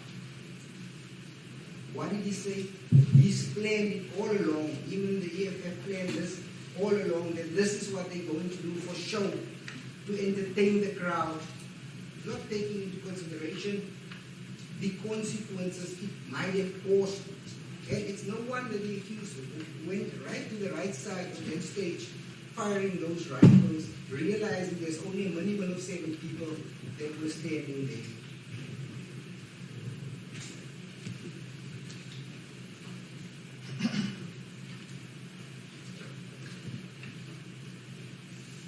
It seems that the judicial sentiment increasingly does not support the view that possession of an unlicensed firearm should be treated as serious only if the weapon has been used in the commission of the offense. And in this case, we know for a fact that he used it. He was found guilty of all the other alternative counts, or the other counts, because he has used them.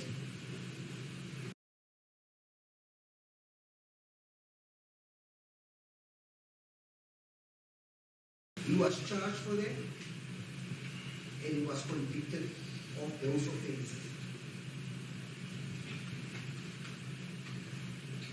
I've already alluded to the fact that there were so many people there and the danger that the accused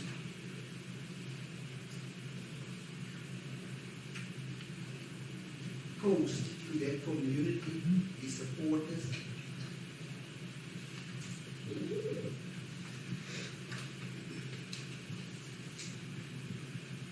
Therefore, the state prays for the maximum sentence of 14 years imprisonment in light of these aggravating circumstances and factors that are already pointed out to the court without being prescriptive before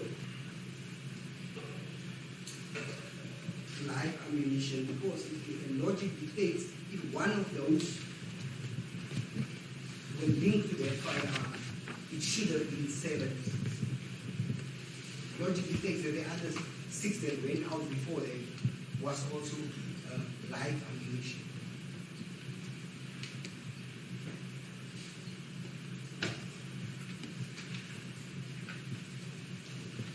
In respect of count 3, 4, and 5, the state will submit that fines may be imposed on those sentences simply not impose such type of sentence, and that we said it is because of what it's in a single event, different counts arising from one single intent, that these sentences may run concurrently.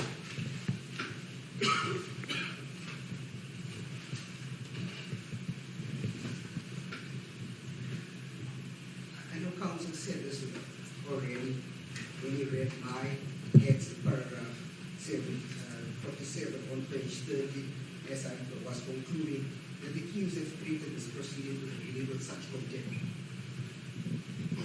He took the citizens of South Africa for fools, that he tried to convince everybody that he fired the toy gun. Everybody can see that it's not a toy gun.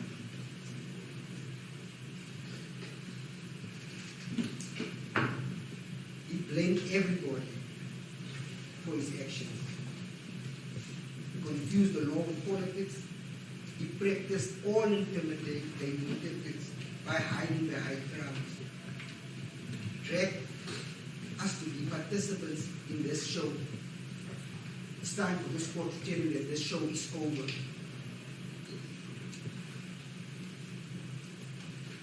The court must send out a strong message to other the offenders who fire shots amongst crowds and endangering the lives of others, that if you do commit the crime, you will do the time.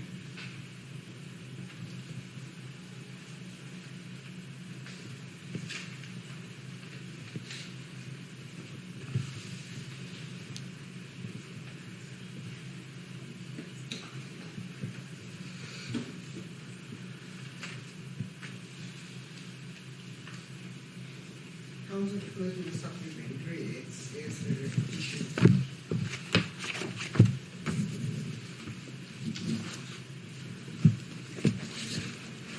I did point out that the authority of counsel refers to other than the one that he gave us this morning.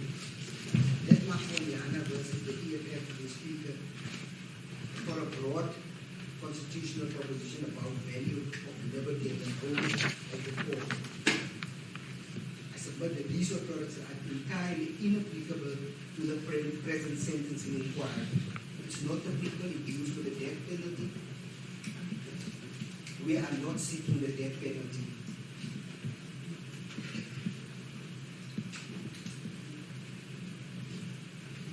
Its ratio has no application to the imposition of a proportionate custodial sentence because serious firearms offenses. It doesn't even relate to firearms.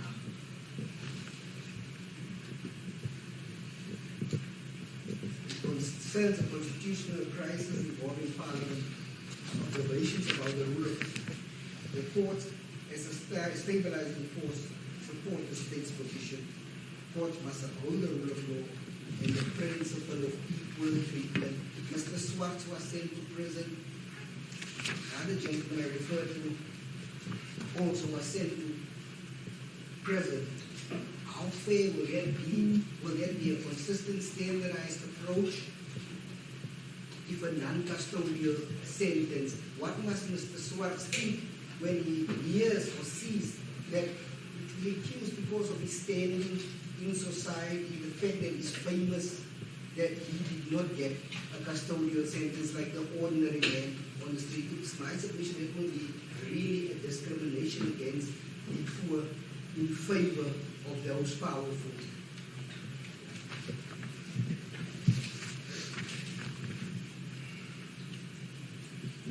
It's in a way it affirms the constitutional value of individual liberty. The state does not seek to ignore that value. It submits that liberty, properly understood, must be balanced against the rights of 20,000 persons whose safety was deliberately imperiled, and against the rights of society to equal and consistent application of the criminal law.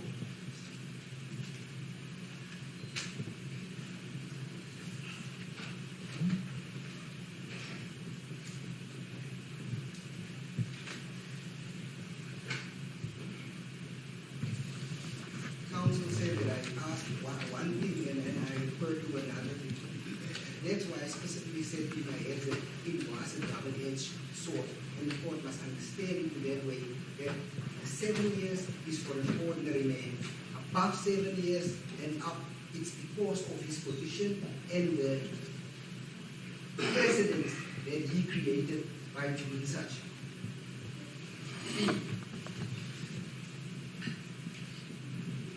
Into the case of Pretorius was never charged for being in possession of a firearm. He was charged for discharging a firearm in a restaurant of 200 people. He was charged with unlawful possession of ammunition and not possession of firearm.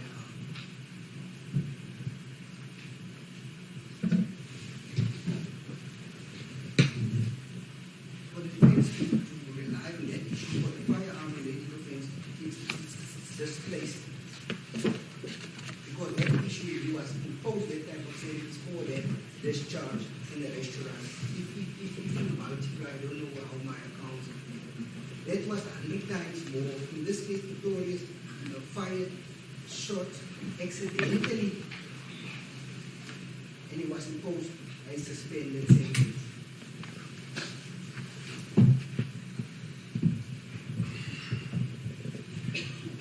In contrast with the accused who fired, according to him, deliberately so, says can fire anyway if he deems first. Here this man was apologetic because he knew he was not supposed to do that. In this case, the accused says, I can do this, and please don't tell me how to do that.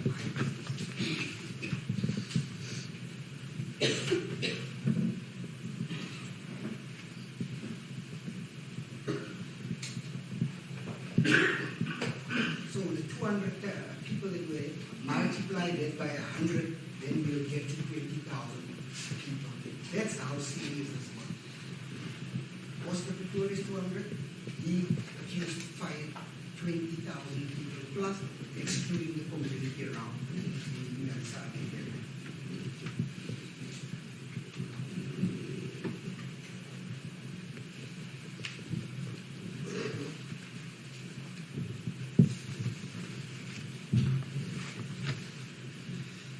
So the aggravating factors, just to conclude,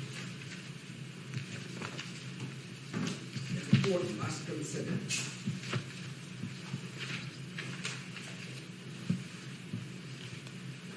the degree of premeditation,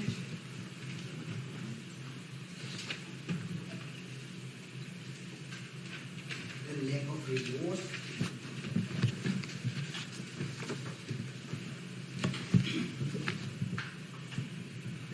inadequacy of Ms. Thompson's evidence. She spent 5 hours assessing the accused, and I'm not talking about 5 consecutive hours that she can at least get an idea who the person is she's dealing with.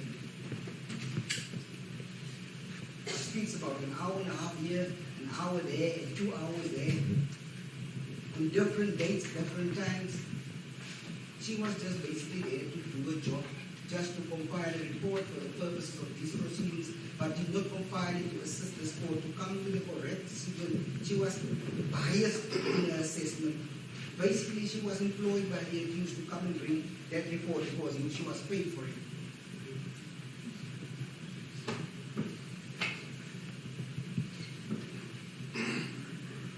His absence of remorse, insight, and accountability, until today, he still doesn't see what he did, what danger it posed, and what the consequences could have been.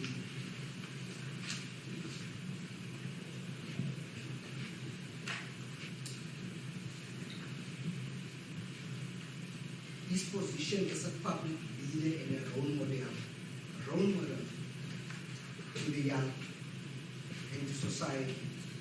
The fact that he's a lawmaker, breaking the law. The fact that 2 firearms were used and live munitions were fired, not once, like in Oscar Pretorius, not twice, but multiple times. The degree of premeditation involved and his deliberate conduct puts him in the category of 7 to 15 years.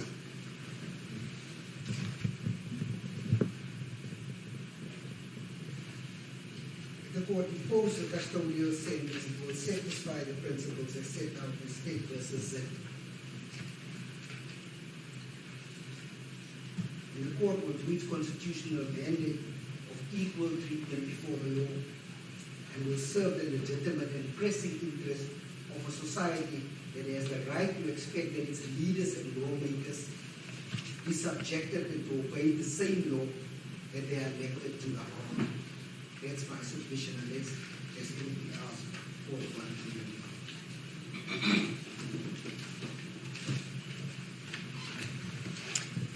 Thank you, Advocate Caesar.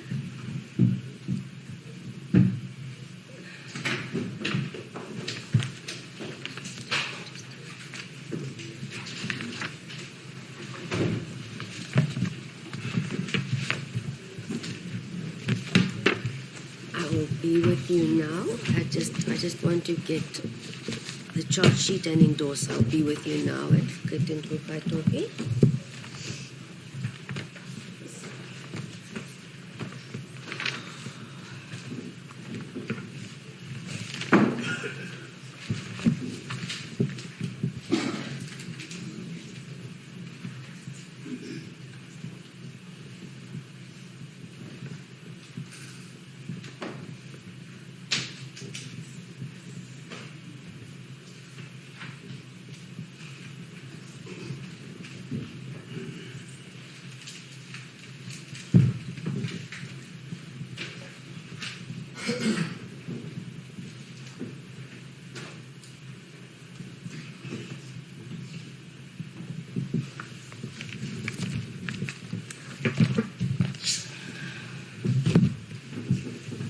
Thank you.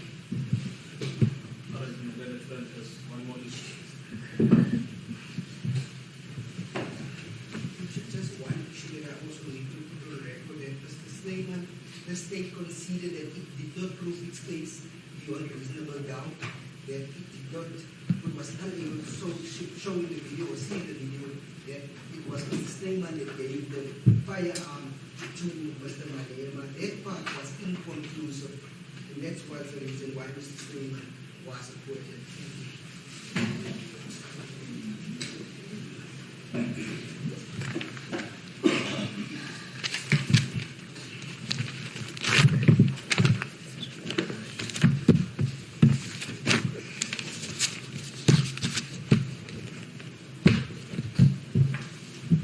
And the floor is yours. Thank you. Points to reply to. Yes. The first one is the firearm issue. It is an important issue, although my learned friend tries to make light of it, because it's all regulated by statute.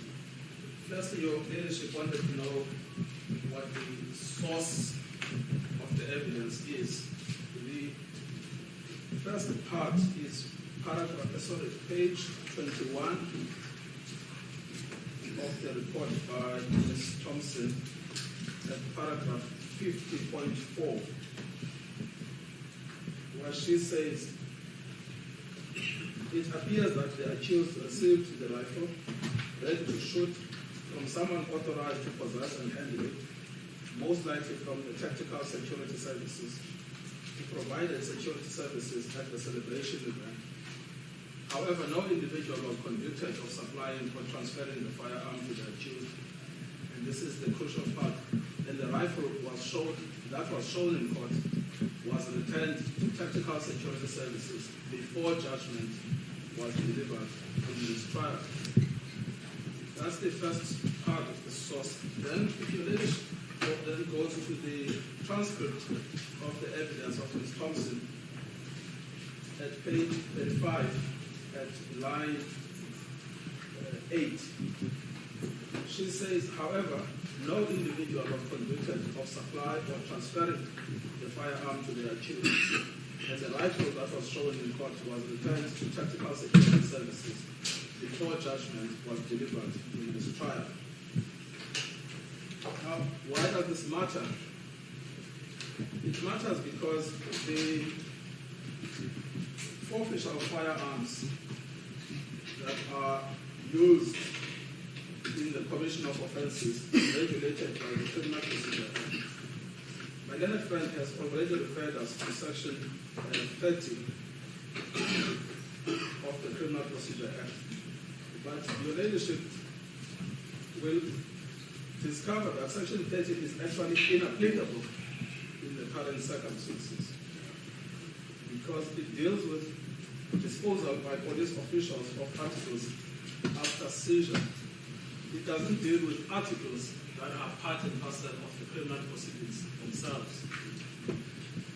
Similarly, section 31, which is another section that was relied upon by the refers to disposal of articles where no criminal proceedings are instituted or where the article is not required for criminal proceedings. So we know in relation to the first requirement that criminal proceedings were instituted, and in relation to the second requirement, the firearm was required for criminal proceedings. So it also does not apply. What does apply are the two sections that were not referred to by my learned friend, which is section 34 of the Criminal Procedure Act. That section is headed Disposal of Articles After Commencement of Criminal Proceedings, which is where we are. The criminal proceedings have commenced. The article is a piece of the evidence that could be used to prove the offense. It says the judge or judicial officer presiding at criminal proceedings shall, at the conclusion of such proceedings, but subject to the provisions of this Act or any other law under which any matter shall or may be forfeited, make an order that any article referred to in section 33 be returned to the person from whom it was seized, if such person may lawfully possess such article. So it is up to your ladyship to make an order that an item that was part and parcel of the commission of the offense, which was used in the criminal proceedings, may be returned. It is not up to the state. Why that is important is also section 35, which is another section that was not relied upon by the state. That deals with the forfeiture. So your leadership will know under section 34 you may order the item to be returned, but under section 35 you may order the item forfeited to the state as well. Because under section 35 subsection 1 it says a court which convicts an accused of any offense may, without notice to any person, declare any person, instrument, or other article by means whereof the offense in question was committed, or which was used in the commission of an offense, or if such conviction is in respect of an offense referred to in Part 1 of Schedule 2, any vehicle, container, or any other article which was used for the purposes of or in connection with the commission of the offense in question, or for the conveyance or removal of the stolen property, and which was seized, and we know this firearm was seized under the provisions of this Act, forfeited to the state. So what happened here is that the prosecutors on their own showing agreed with one of the accused persons to take the firearm before judgment was given. That raises profound questions of the propriety of the conduct of the prosecutors. They themselves admit that they sent an email, although they put a different slant to that email. The slant they put is that they said, if you are acquitted, you may come and collect the firearm. Whereas the provision in section 34 says the judge or the magistrate, whoever is presiding, may make that. And it raises profound questions, my lady, with the greatest of respect. The first is, how does the accused know that he must come and collect the firearm? But it also raises another question, which is, how did the state take this matter as serious if they were already making arrangements prior to judgment upon the return of the firearm? They say that there were emails that were exchanged, but those emails have not been produced. And that is in the context where a witness has given evidence. It is correct, as my learned friend points out, that the witness says, my source of the evidence, you see that in paragraph 5.1 of the report, my source is Mr. Malema. But if they had this email chain, you would expect that on the day the witness gives evidence, they put it to her. But they don't. And then they try to get that evidence introduced in argument, which your ladyship can just dismiss without more. So we submit, therefore, your ladyship, that there is a potential irregularity which flows from the non-compliance with Section 34 of the Criminal Procedure Act and the non-compliance potentially with Section 35 of the Criminal Procedure Act. But we say it also raises really profound questions about how this knowledge occurred prior to the delivery of the judgment. We leave it there and take it no further, but we say it does raise deeper questions that require interrogation. But it does show that even on the state's showing, they did not regard the offense to be serious. Why do you return the instrument of the commission of the offense prior to the delivery of the judgment? Why? So that's in relation to question 1, which is the return of the firearm. We say it's relevant to sentencing because it shows that the state did not treat this as serious, but it's also relevant to a larger question about the propriety of the conduct of the state. The second question I want to address then is to look closely at why does the state say Mr. Malema should go to jail? This is clearer because the main heads of argument are actually quite confusing about why they say that he should go to jail. It's clarified in the supplementary heads because there they identify 4 reasons, and I want to address each and every one of them now. The first one is this idea of premeditation, that the offense in question was premeditated. But it seems that they actually misread the evidence because the planning that Mr. Malema talks about, if you look at the supplementary head of argument, the leadership will find this at paragraph 7 of the state's head of argument. In the italicized portion, which has inverted commas at the bottom of the page, where Mr. Malema is quoted as having said everything was perfect and calculated and designed to be the way it was done. He is not talking about planning the commission of an offense, he's talking about planning the celebration, the celebratory event, even on what they have quoted here. So that's why it's important never to read words out of context. What they have done is that they have planted words in their heads of argument, and then they have imputed a meaning that those words were never designed to achieve.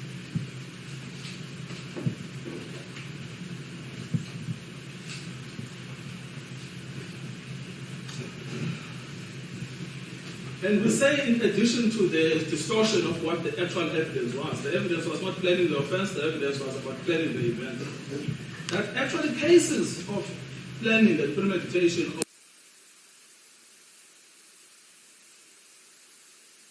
of a design, how are we going to rob a shop, how are we going to rob a bank?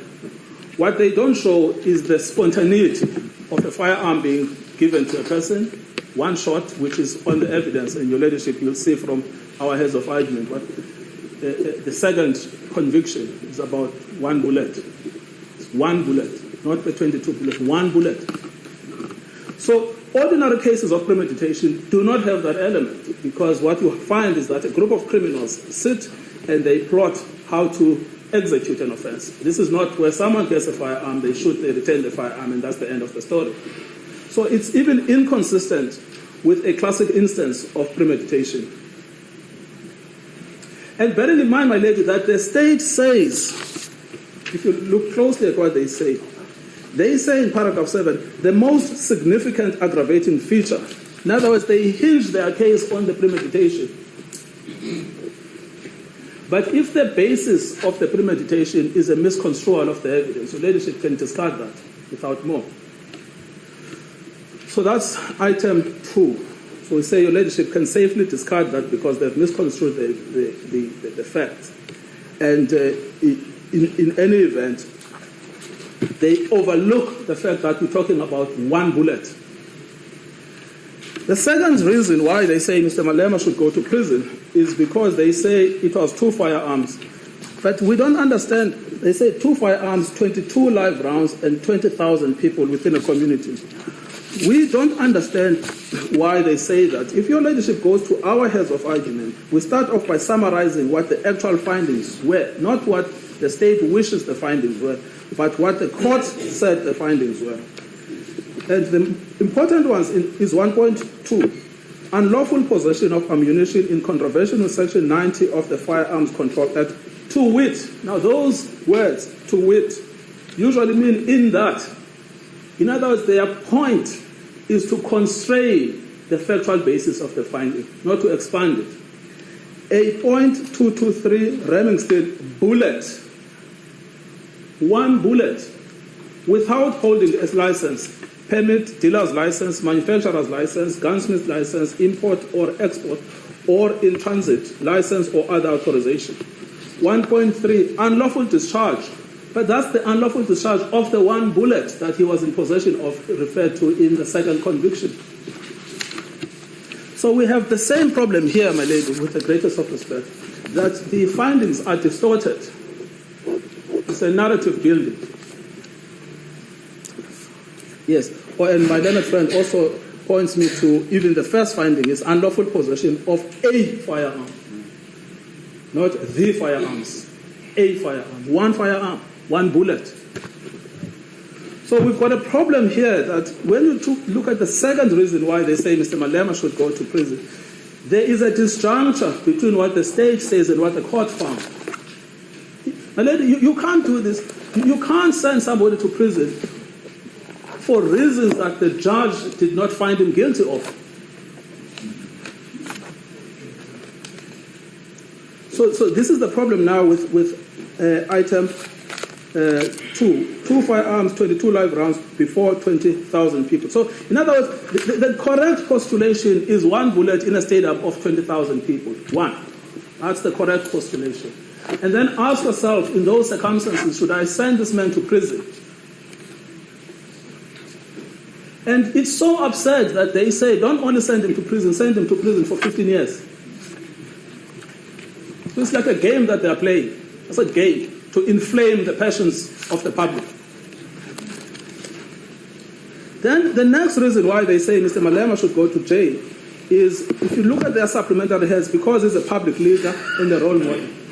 Now here, my lady, I sympathize with the state that we say, well, people that are holding positions of society should take responsibility and they should be good examples. But it's precisely the same reason that Ms. Thompson says you should look at Mr. Malema differently. And your ladyship, I want to remind your ladyship, when we were here during the evidence of Ms. Thompson, your ladyship commented, and they said, what's so special about him? The state says he's special. When we now say today, treat him through the prism of Section 9, everyone is equal before the law. So in other words, my lady, what we have is that for the state that chops and changes its case, depending on what it wants to achieve at a particular point in time. Today, they are trying to expand the realm of penal activity as expansive as possible. And then they say, okay, look at the fact that he's a parliamentarian. But when the witness was here, they said, no, his parliamentary position is irrelevant. He must be treated like everybody else. But a court cannot follow that unprincipled approach.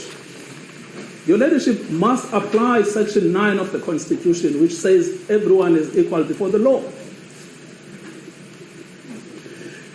We obviously take into account that Mr. Malema must bear responsibility as a leader in society. We don't run away from that. But it's precisely because of that factor that we say, if you actually look at the fact that he has been criminally charged, it's a public trial that he's been undergoing. The fact that since the day of the charge, there is not even an allegation that he has ever attempted anything to do with the possession of a firearm.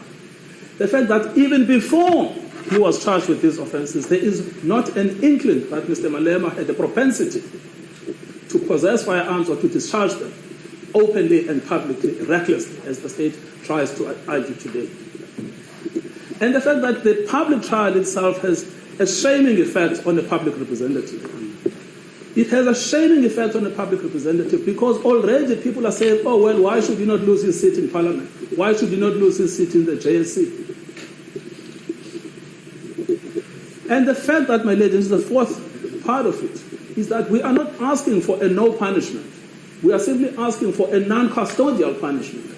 And no one can sensibly say that other forms of punishment do not constitute punishment, which is the zero-sum argument posited by the state. There's only one punishment as far as that concerned, it's custodial. So what we say, my ladies, is that you have a range of penal options that would reflect the society's disapproval of, I would say, public misconduct by public representatives. And the custodial penalty, in fact, achieves the opposite. So we say that ultimately it's a neutral fact that he's a public leader and a role model. The next one that they say you should actually send him to prison for is that he has no remorse. But they themselves say in Hewitt versus S, absence of remorse is not an aggravating factor. The state says that in paragraph 17 of their heads of argument. It's not an aggravating factor. But my lady, there is a fundamental legal problem with the argument. If an accused says after conviction, I disagree with the magistrate, I'm going to appeal because the magistrate has wrongly found me guilty. The state says, infer from that he's not remorseful. It's absurd because even under Section 35 of the Constitution, he has a right to an appeal. And the right to an appeal is based on a view held by an accused, wrongly or what, that the magistrate is wrong. You cannot say, I am going to punish this accused because he articulated a view that I'm wrong. That is just an abuse of judicial authority. So he is entitled to say, I respectfully think that the judge got it wrong, and I'm going to appeal. The judges on appeal may say to him, Mr. Malema, it is you who's wrong, and not the judge. But in expressing a penalty, a judge cannot say, I'm going to punish you more because you've said it's absence of remorse just because you say, I do not agree. And I want to take this point further about the absence of remorse. They say, Mr. Malema has said these proceedings are an abuse of resources and the prosecutors are incompetent. That's what they say in their heads of argument. But my lady, if the prosecutor takes personal an accusation that they are incompetent, you know what happens? They violate Section 179 of the Constitution, which says that they must prosecute without fear, without favor, without prejudice. In other words, they must be prepared to accept the accusations and the criticisms from accused persons. They must not say, this accused person said that we are incompetent and therefore he must be punished more. Because that is not how the law works. The law works on a dispassionate basis. Whether someone has a loud mouth or that doesn't have a loud mouth, they must still be treated in accordance with the law. So we say that there is a deeper problem with this idea that because he said they were incompetent, therefore he must be punished, because it's not retributive, which is fine for sentencing, but it's vindictive, which is in conflict with the Constitution. So we say your ladyship cannot give an order that would be in violation of Section 179 of the Constitution. Then they say, this is now paragraph 18, where in B they said, He described the proceedings as an abuse of the NPA resources and an incompetent prosecutor, and that AfriForum was to be blamed. Again, we all know the history of this case, my lady. We don't have to repeat it. It is AfriForum that has been behind the prosecution of Mr. Malema.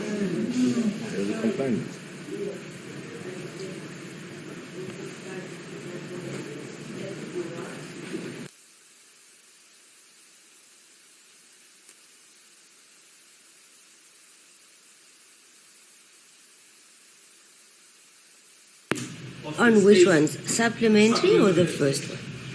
18B.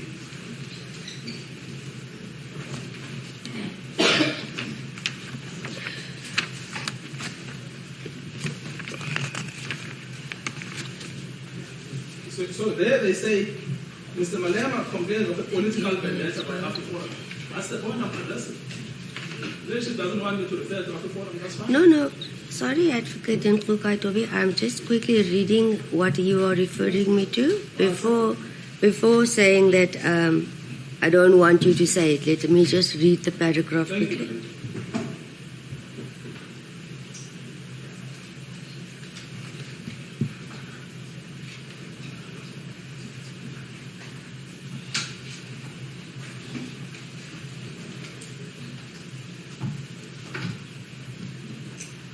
Okay.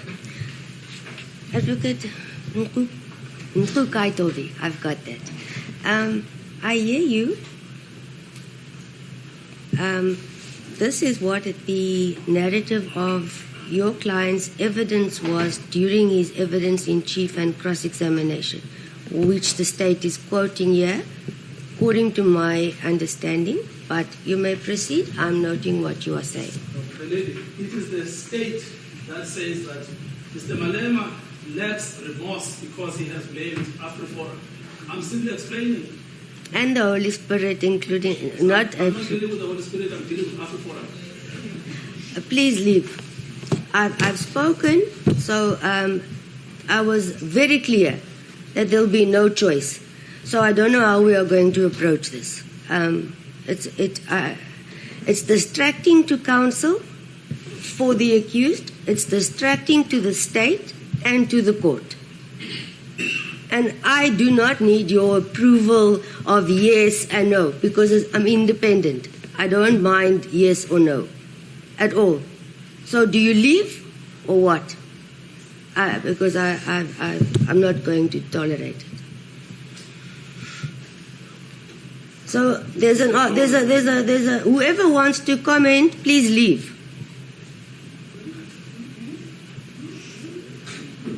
Whoever is commenting now, please leave. And from now on, I will leave that in the hands of SAPS. Whoever comments or speaks, ask them to leave, please, because I'm concentrating on what counsel is saying to court.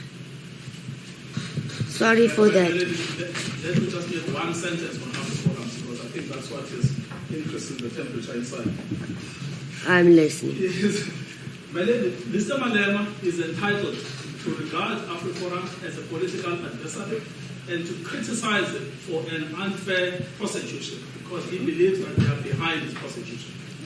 What you cannot do, you cannot take that political statement by Mr. Malema and take it to account in sentencing. I hear you fully, yes. Thank you, ma'am. Then they are also complaining that he has complained of racism. Why is the state complaining that Mr. Malema is complaining of racism when he's a victim of racism? It makes no sense to me at all. Okay, I'm not going to respond, but I'm listening, yes? No, I'm not asking your leadership to respond. It's a rhetorical question. Is why would the NPA complain that Mr. Malema is saying this prosecution is part of a racist campaign against him? Why would they have an issue with that? And why would your leadership be required to put that in your judgment in sentencing? Now, the last one is the Holy Spirit. Nothing is to be said about that. Then C is showing no insight to the danger of 20,000 people. But if you look at closely, it is precisely the same point as Roman figure 2. Nothing is added by putting it here. Then D, he has sought throughout to conflate the rule of law with political persecution, undermining public confidence in the administration of justice. Now, it's unclear what are the facts on which they rely here. Why do they accuse him of undermining public confidence in the administration of justice? What did he actually do? Because, my lady, people that undermine confidence in the administration of justice, you know what they do? They don't come to court at all. They shout at the court from outside, and then they are ultimately found guilty of contempt of court for not showing up. Mr. Malema has been exemplary throughout the trial. He has been truly exemplary. If he's told to come on the 9th to the 20th, he's here on the 9th to the 20th. Come at 8:30, he's here at 8:30. He has never once missed a beat. When he had to give evidence, obviously his personality came through, as you heard from the witness, who said he does have a combative style of speaking. But having a combative style of speaking should not be conflated with disrespect of the judicial process. So we would submit to your ladyship that you cannot take this factor into account.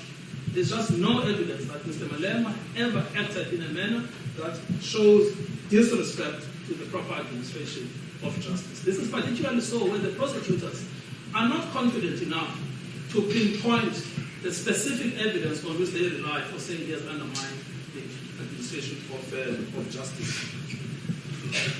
And then, my lady, here's the point I was making earlier, paragraph 19.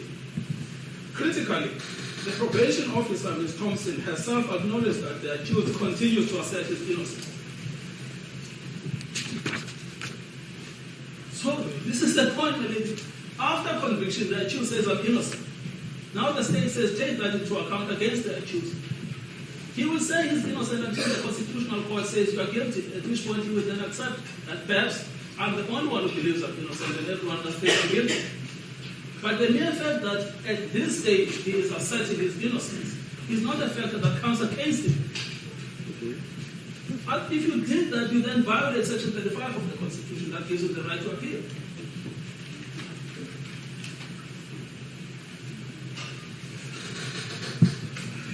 The last point, my lady, is to correct some legal misconceptions.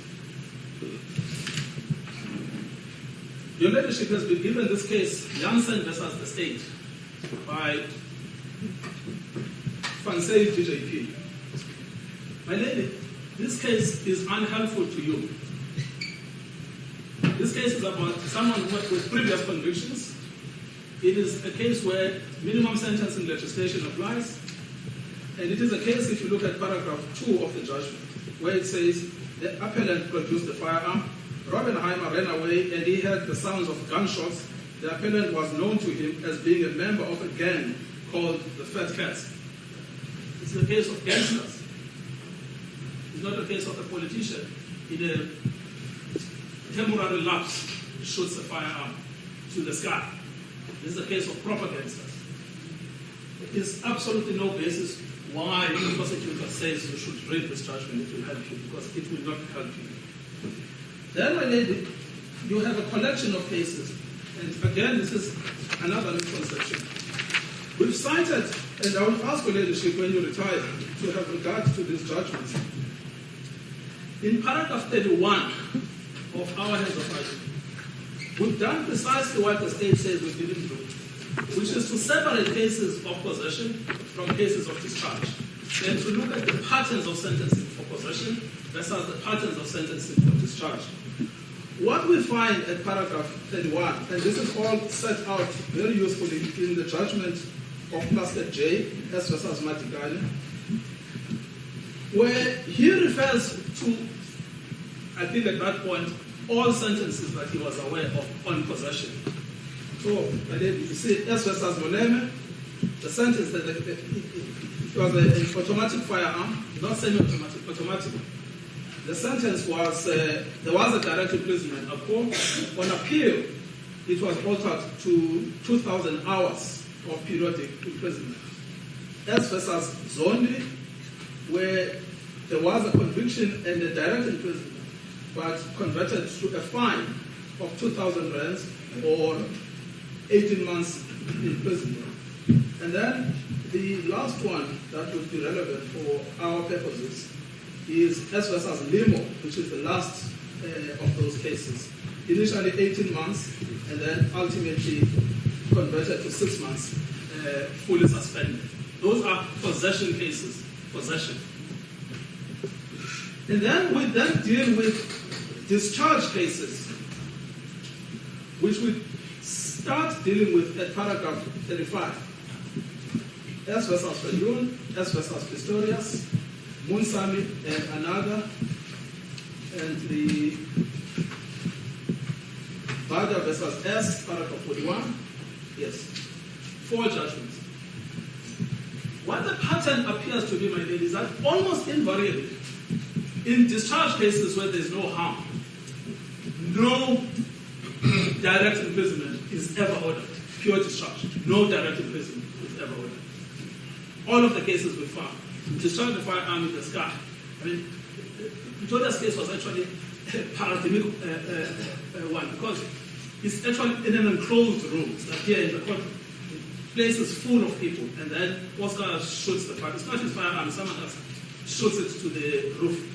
And then they say 3 years fully suspended. Don't go to prison.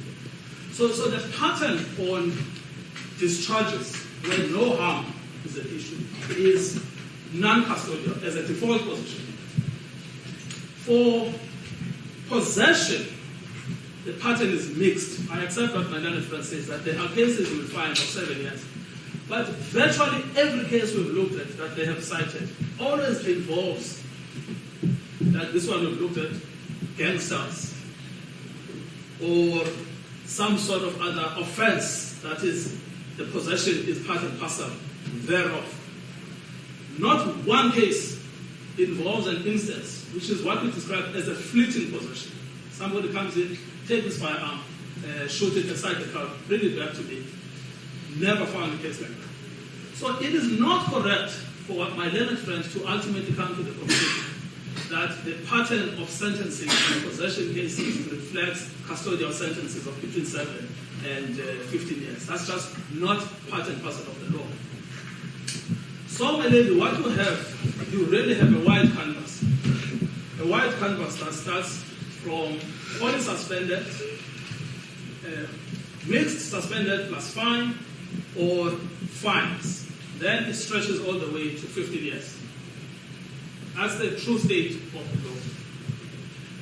And we have shown in this case the unique facts that were pleaded by Ms. Thompson.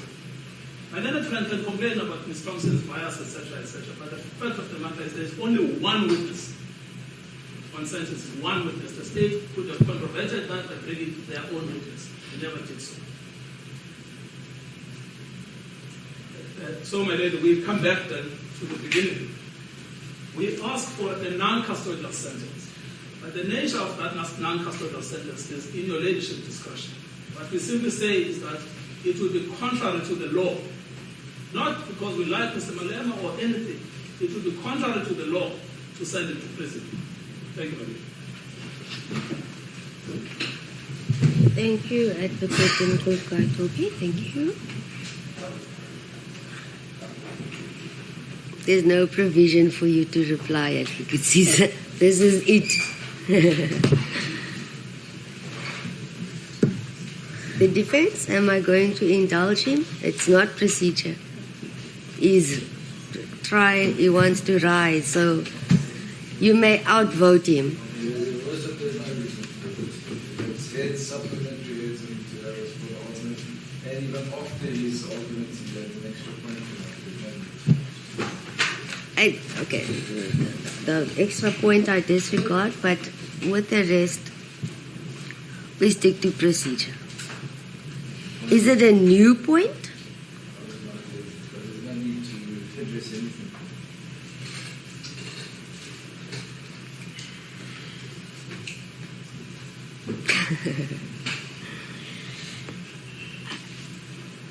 What you want is not raise the point, but what is the basis of you wanting to do so that I can listen to, and then I can tell you yes or no.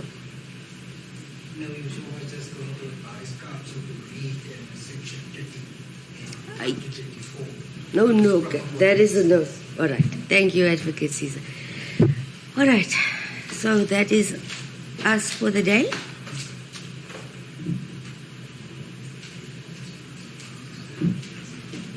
But then, since no one is speaking to your leadership when you're asking, that is it. The one thing we agree with the state on is that we need to get finished with this. Yes. If your leadership is ready with a judgment this afternoon, we would appreciate it. Advocate Nkulkai Tobi, let me be very clear and maybe indulge not in a because I'm not ready. The aspect of sentence today is still to be decided. Let me explain so that everyone, and I'm sure I do not have to explain, you are all senior officials and very much aware of what I'm about to say. What you read on paper materializes when it's said loud in court. The impact, the tone is not reflected on paper. It's heard and experienced when you are in court. So the actual sentence, yes, must be determined. Having done the groundwork and the summaries, that has all been done. But to say proceed when I've just heard a whole lot of additional information, I have to structure and... I have absolutely no problem. Your leadership is adjourning us to a date to be advised. No, we've got 2 days and I intend to do our utmost to reach our end goal.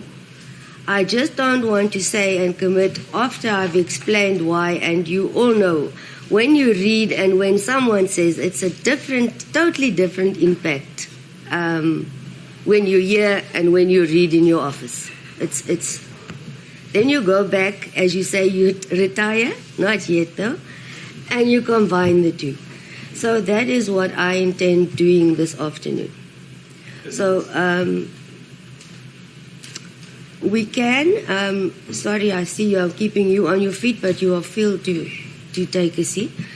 I can go to the extent of, just so that we don't waste time at 9 a.m., to place the counts and the penalty clauses and the minimum, the formalities on record, because that's not something I have to prepare. It's a fact before all of us, but I need to place it on record. I can do that. Or we can say 9 a.m., but I'm not going to go beyond that. So, Lady, we are just in your hands. I think it's inconvenient for everyone for me to come back. I will ask you, and maybe you can, Advocate Otis, Caesar, your client. I'm thinking of all the media stations and such to return for me to read out a formality which is known to all, or come back at 9 a.m. But I intend, as I say, not to go beyond and for us to reach our goal as planned. At 9 a.m. tomorrow. Then your word is my command. Agree, Advocate Caesar? All defense? All right.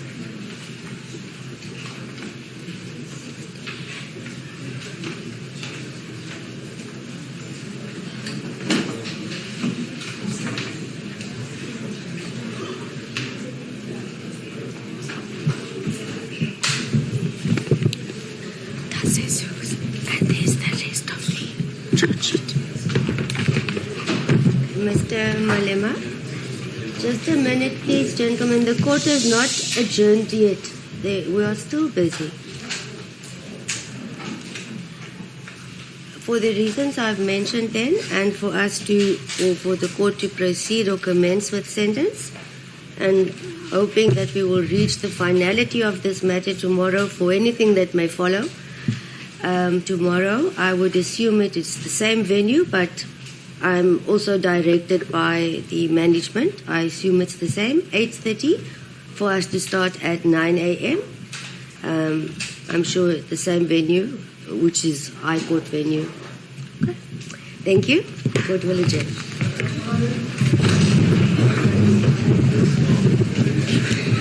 Stop.